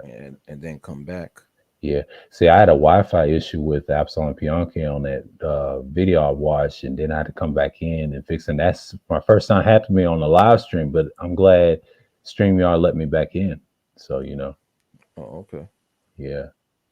Yeah, I had to download some icons because since I've been over third shift and other place all over the place, but yeah, different characters over there. It's kind of funny. I look at his old, so I said, damn, I miss all this fun, all the drama, but it ain't really that drama. He's trying to clean up his little image, but you know how every YouTuber does. They go through that phase. But I told him this, just be careful when you get to Angry Man level, it's kind of crazy, man. Oh, it's a connected. Okay, you want me to add your string, Dick Thug? Okay, come on.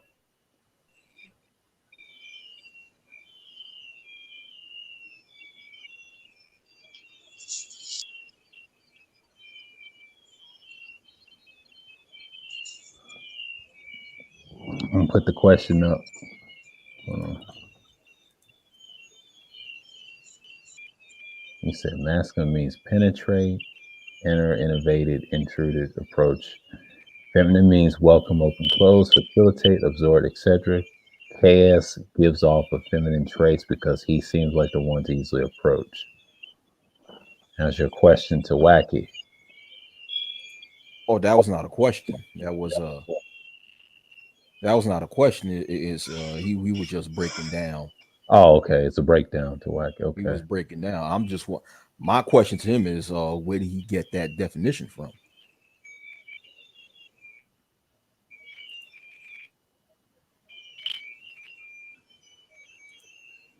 Yeah, you can Is put that it, him on the stream? Because I can't hear him.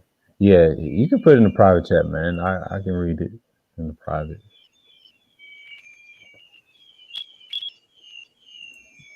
Yeah.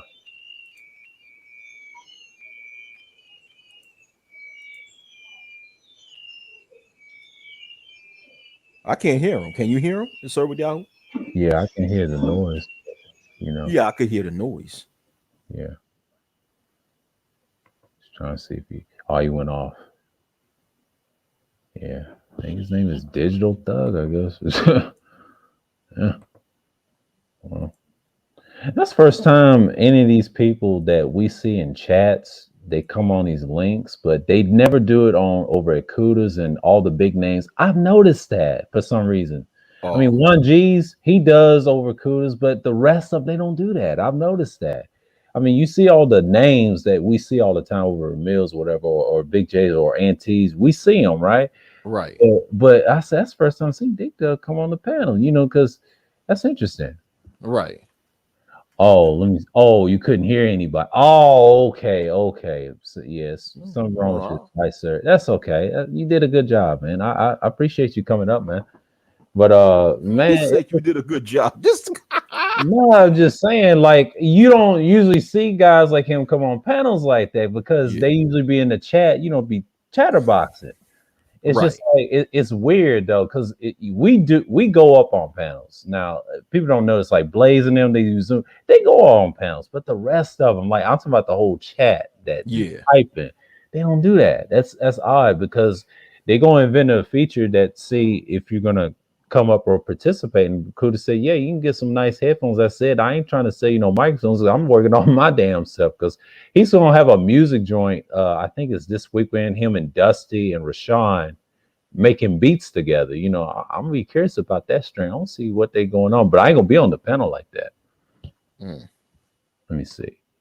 I've been on MOT before. You just know about philosophy, but the rest are yeah. Okay. So I didn't know that. But hey, Dick Thug, 9 out of 10, most people like yourself, I don't see on everybody else's panels like that. But yeah, this is the first time you've been on mine. But yeah, you need to start doing it more. See, being a commenter, like Beezer said, that's too easy.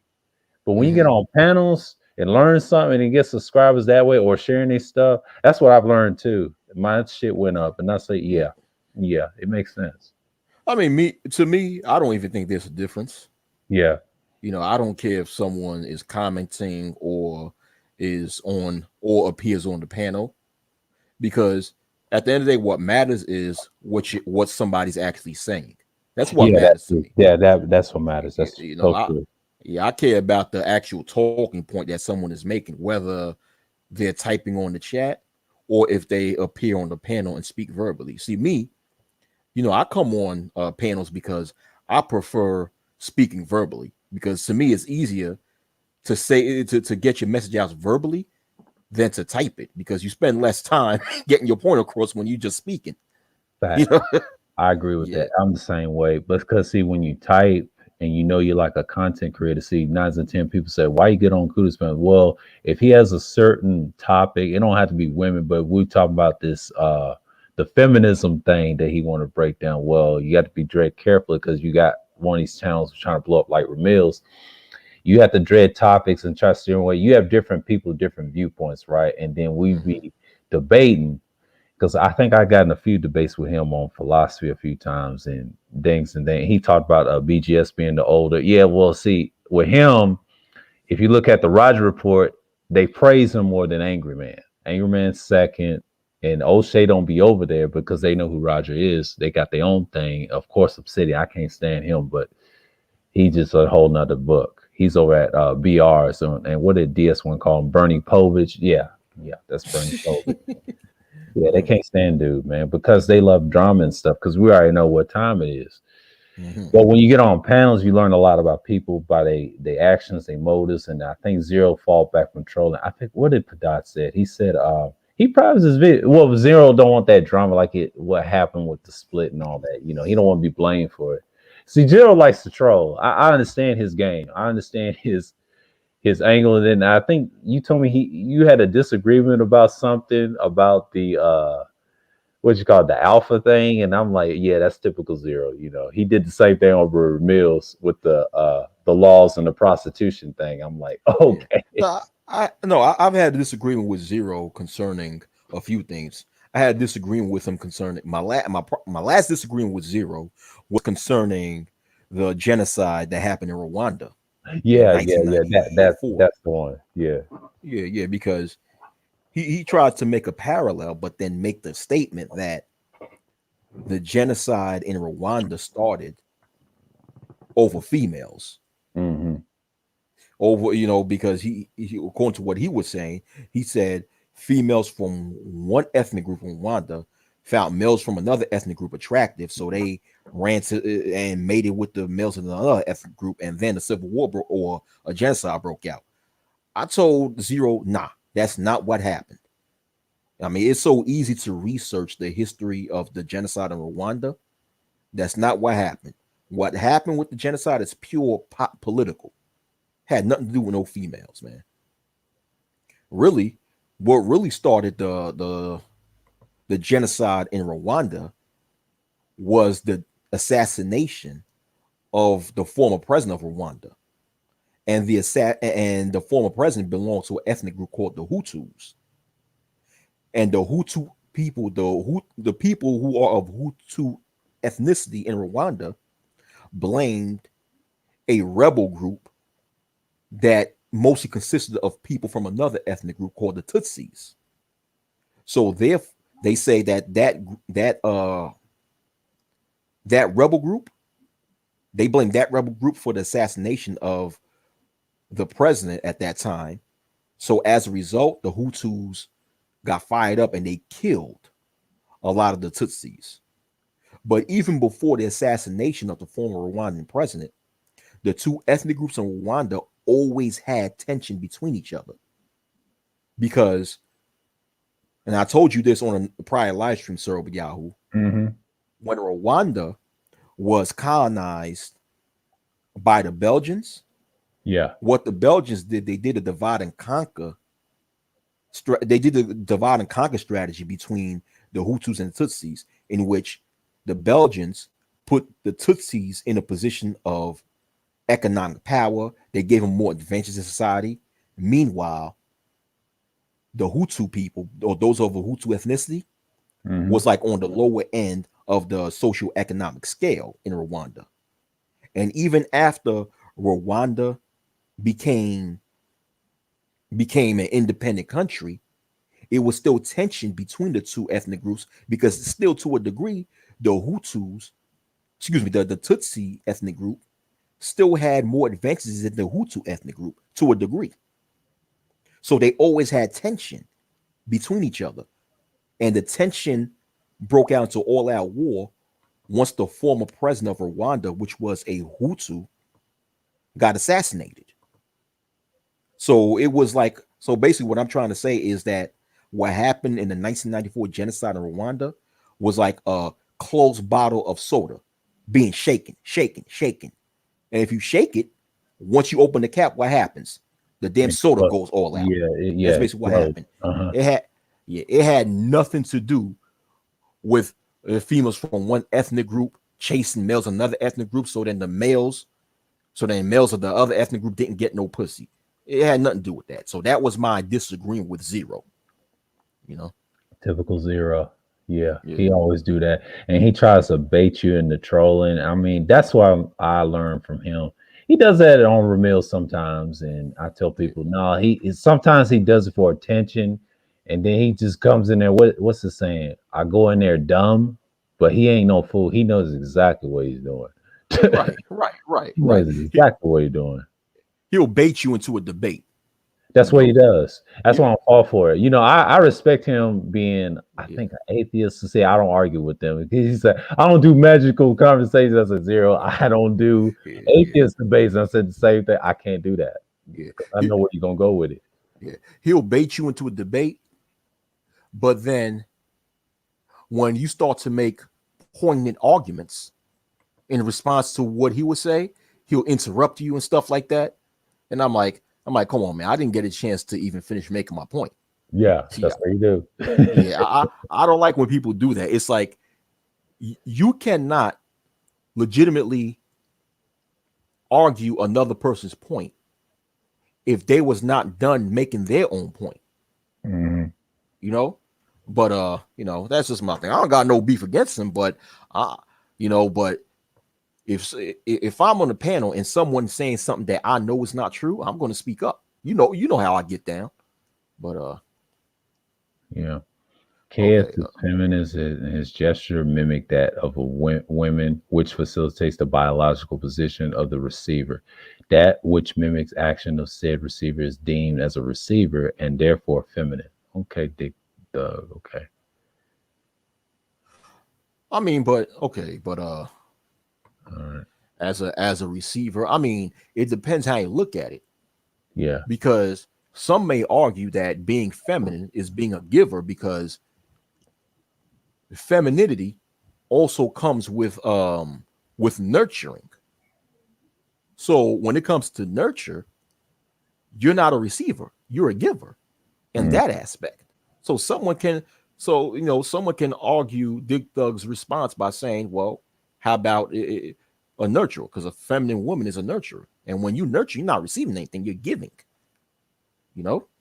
So I'm not even, well, yeah, when you're a nurturer, you're a giver on that regards. Am I wrong? Go so, but you get what I'm saying, right? yeah, I get what you're saying. He's saying Yeah. no. I don't see what his response is. Yeah. Okay. But I'm not saying anything about anything being a receiver. I'm not saying that Kevin Samuels is a receiver as anything, because once again, when okay, stating that Kevin Samuels is a receiver is, I mean, I'm not, once again, I'm not saying that. I'm not speaking about anything about receiving or giving.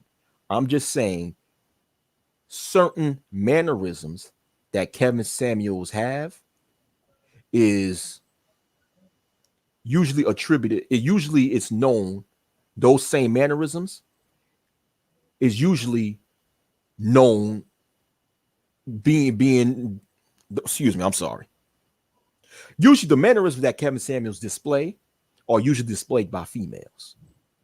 That's all I'm saying. I'm just saying his mannerisms. Hmm. I'm not saying anything about him being a receiver, being welcoming. I don't know if he's welcoming or if he's not welcoming. I don't know. I'm Yeah. just saying that his demeanor or his mannerisms come across as feminine. And due to that, that's another reason why the mainstream media is accepting him and will accept him. I'm telling you, Kevin Samuels will be doing cameos in films in the future. He will be on television. That's the type of black man that the mainstream media is going to put money behind and back up. Facts.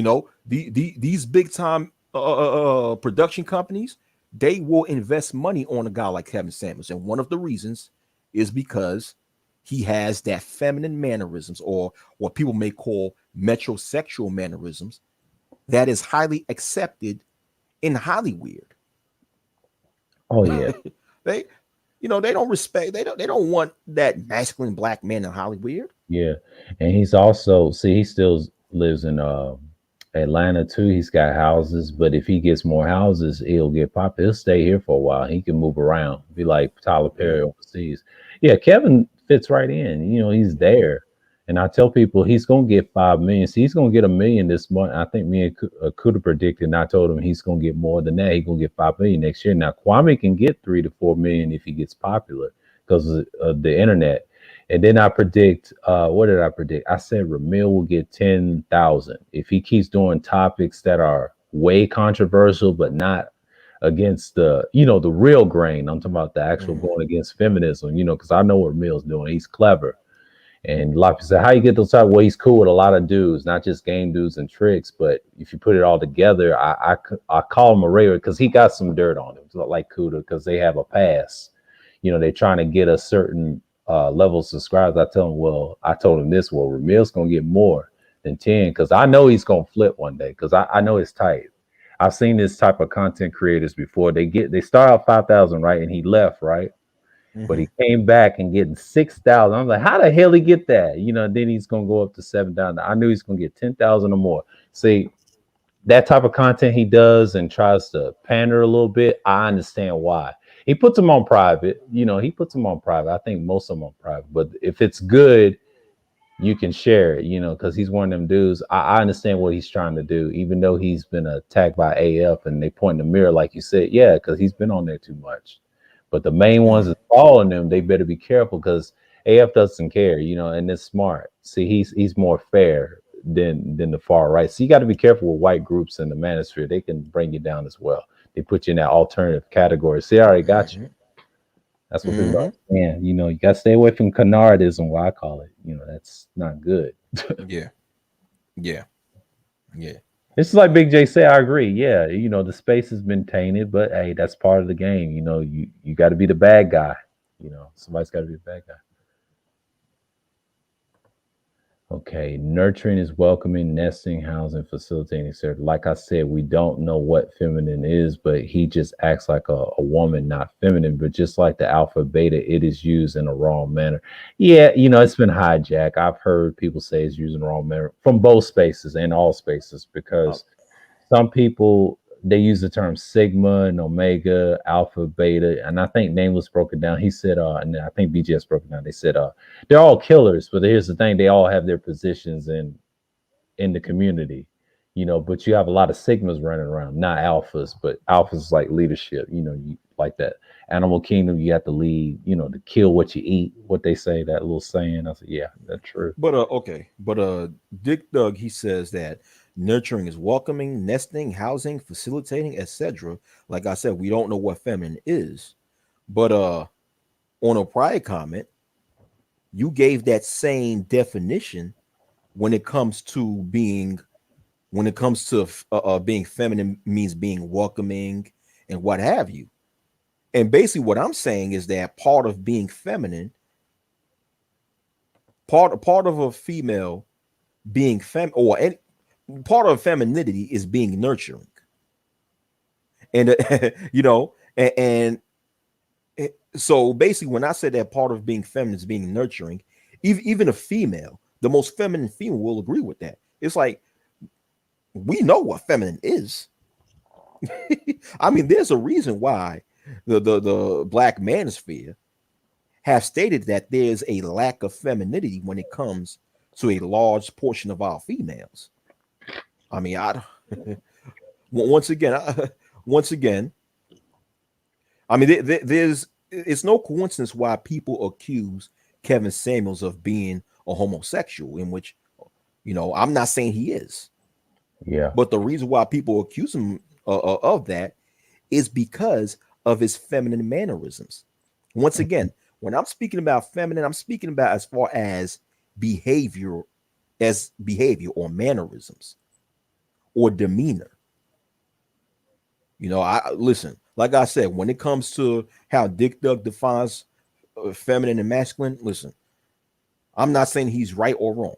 I'm saying that that's not what I mean. That's not in the context that I'm putting it in.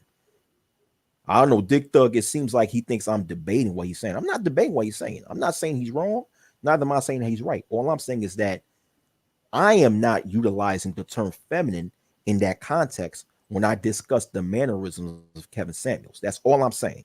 I'm just saying that that's it. I'm just saying I'm utilizing a different context when I speak about his him being feminine. And it doesn't mean that I don't know what feminine is. But Okay, let me read this. Okay, Alpha came from a scientist that studies wolves. Yeah, I mentioned that, and it was found that wolves don't operate like that. Alpha, beta, etc. doesn't exist outside of what we've construct. Yeah, it's terms that we use. Humans have a way of trying to manipulate the species, and but they have their purpose. I agree with the Sigma part, like the loners dig, because they are killers. All of them are killers because you can't underestimate the community. They'll always use the animal kingdom. I never understood 2.0 using that. That's some esoteric stuff that they use. They try to take it too far with the animal kingdom and stuff. I'm like, all right, this is some Masonic stuff they be talking about. All right, cool. I get it. yeah, most people in 2.0 don't even know how the animal kingdom truly operates. and Exactly. and a lot of them are too dumb to realize that we as human beings, we live in a different kingdom called the human kingdom. Thus, Yeah. we operate in a different set of natural laws than those living in the animal kingdom. Yeah. It's like people in 2.0, they always want to use like the lion and the lioness Or the in order hyenas. to try to exemplify what the male position is supposed to be and what the female position is supposed to be, Just like the right? hyena argument. Yeah, the hyena Yeah, argument. Yeah. yeah, exactly. Not realizing that when it comes to lions, the male lion, he like the alpha male lion, or what would be considered. Let me use that. What would be considered as the alpha male lion? Hmm. He grabs his lionesses by force. Yeah. He grabs his lionesses by force, and Yeah. and if the other lionesses have children by prior males, the alpha male lion kills those children. Yeah. We can't do that in the human kingdom. No, you can't. You We can't. can't do that. So I to mean, we sit, got instruments to kill. That's about it, but not no eating each other. No, but cannibal. yeah, not no shit where you grab a female by force, and then if she got children by any male prior to you, you kill those children too. We can't do that in the human kingdom. You go to No. jail. Yeah, You you go to go to prison for the rest of your life. it's civilized. Now, if you're talking about the caveman or the indigenous days, yeah, that was different. Yeah, That's even in comparison. But here's the thing: we don't live like that. We're civilized, and what they say, holy lies. Yeah, we but can't go back to but that.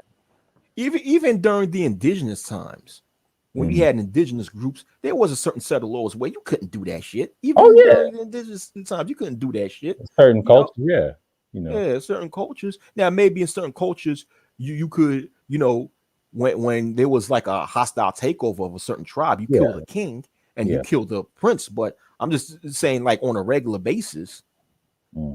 you just grabbing a woman, grabbing her by force, and you kill her husband and you kill all the children. You can't do that Yeah. for the most part in the human kingdom. You can't do that. So what I'm saying is that people in 2.0 don't even know that, but yet they're trying to utilize examples from the animal kingdom to try to exemplify or justify certain behaviors that humans have. Nah, you can't do that. Hmm.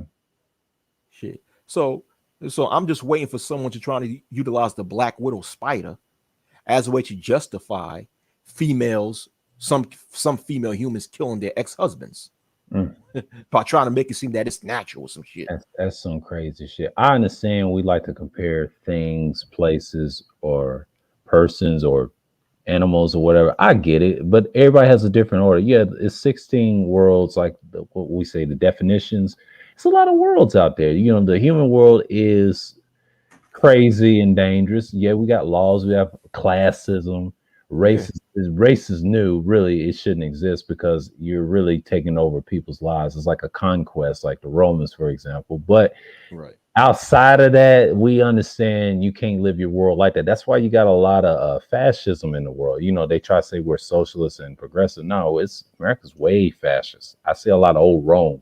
Even though we fake progressive in real life, we use it as a crutch. I understand Yeah, Mike B's point of view about progress. Yeah, most people are progressive. Me and my dad had this conversation. He said, Black people on socialism, we're conservative. And I told him, yeah, that's true. We agree on that. Like what Mike B was saying, we are socially conservative, just like Nagone said, and MOT and them guys say they're socially conservative. But outside of it, in politics, it's kind of hard because some people lean towards left, the middle, or the right. You know, it's just like Big Big said, you have to learn to pick your poison in politics. You know, that's why he's a libertarian. That's why I respect Big J for one. Yeah, He's a good dude.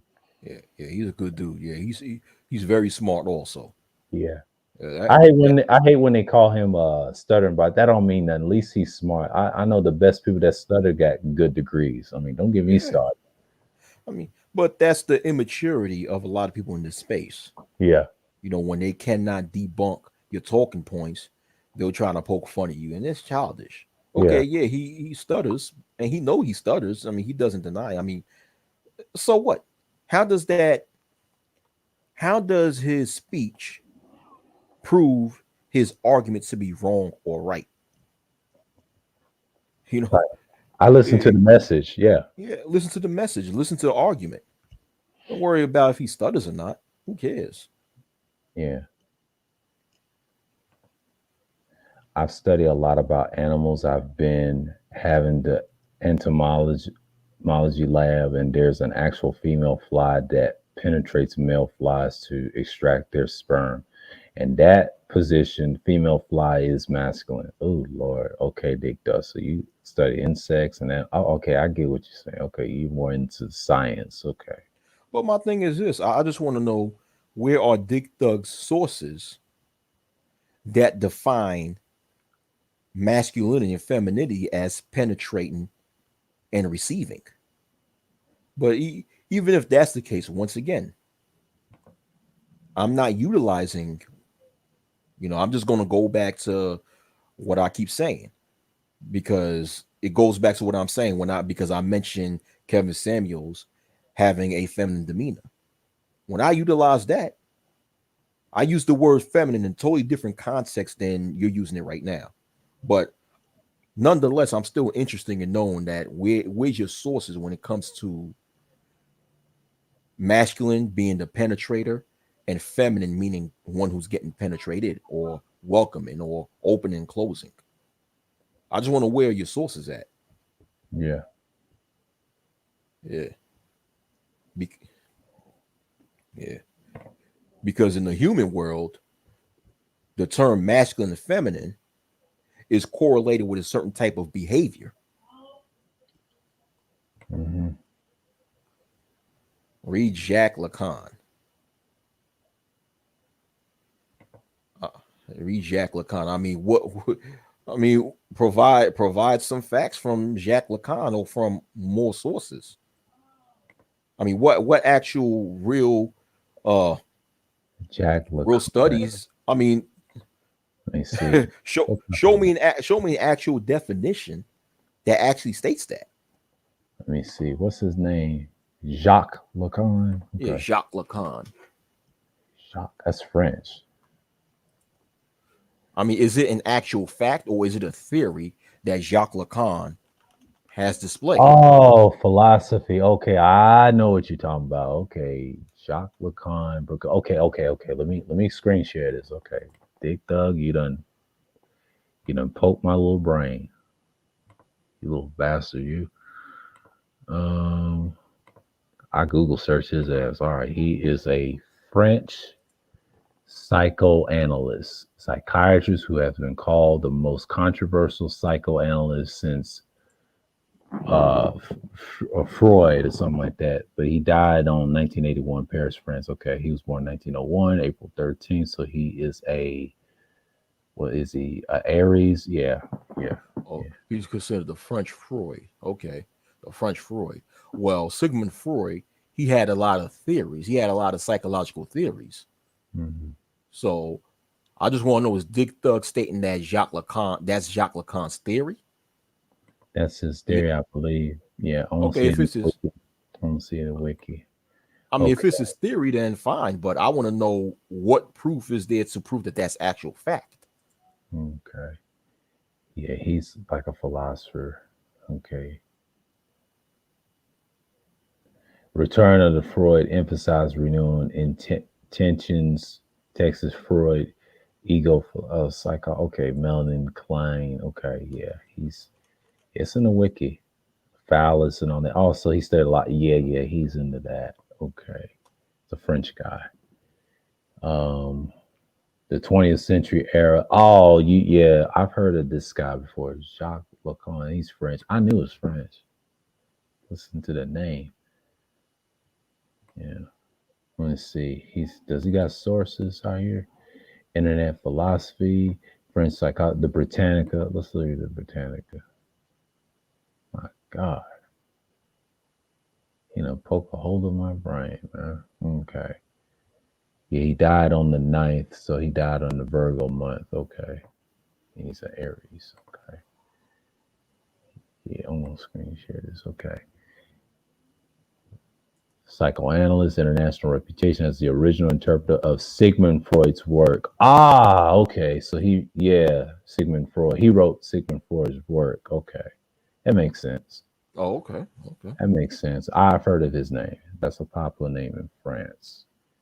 He's a philosopher. Okay.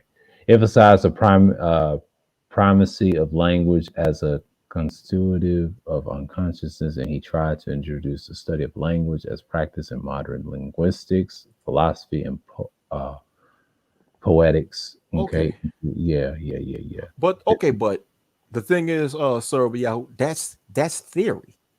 Yeah, that's theory. Yeah. That's theory, and that's theory. And if that's Jacques Lacan's theory, then okay, cool.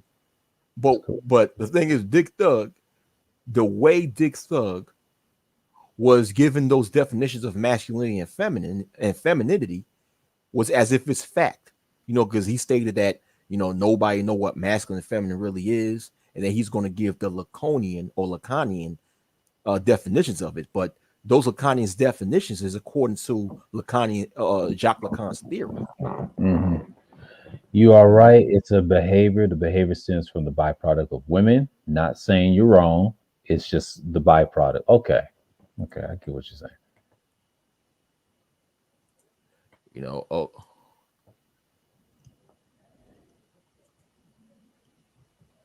Okay. Hold on, I got a screenshot. Okay. I see a screenshot of what okay. Hold on for a minute. Is it okay if I screenshot something? Yeah, go ahead. Let me screenshot something. Okay. Let me see.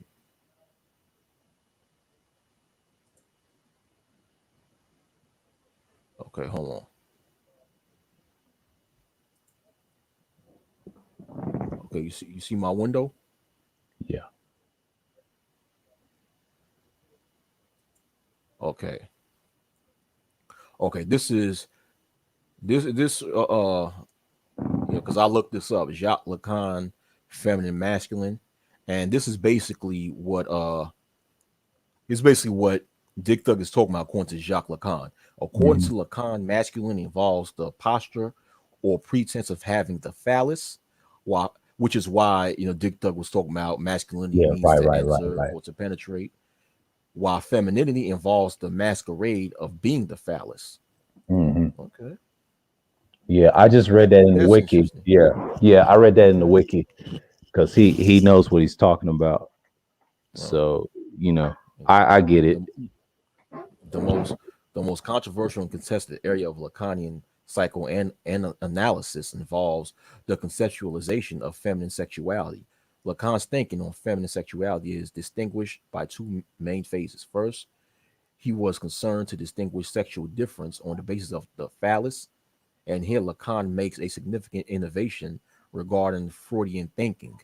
For Freud, the question of sexual differences revolved around castration complex, that is, around whether or not someone has or does not have a penis.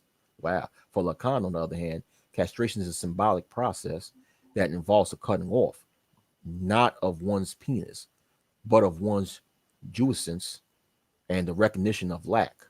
In order to represent this lack, the subject has two possible alternatives: that having or being the phallus. Oh, okay. According to Lacan, masculinity involves the posture pretense of having the phallus, while femininity involves the masquerade of being the phallus. Oh, wow. Okay. Oh, interesting. All right, so I'm gonna stop sharing. Okay. Yeah. Okay. Oh, not a problem, Dick Doug. I mean, yeah, that's what I'm here for. Yeah, I know exactly who you're talking about. I used to heard his name through school. You know, he's popular in the Sigmund Freud, and yeah, that's an old philosopher, man. That's some good stuff. Yeah. Well, I've been on here long enough. I'm gonna have to shut this down. Any last words, man? Well, thank you for inviting me on this stream. And shout outs to you. Keep doing your thing, Silver Yahoo, and shout outs to everybody in the chat. And once again, it's still Laker Nation. We're gonna come back next season. So Yeah. All right. yeah. All right, man. All right. Yeah. All right. Have a good evening. Shalom. All right. Shalom. Yeah. I want to thank everybody that come to the live stream. And who else is on here? Okay, Thick Thug.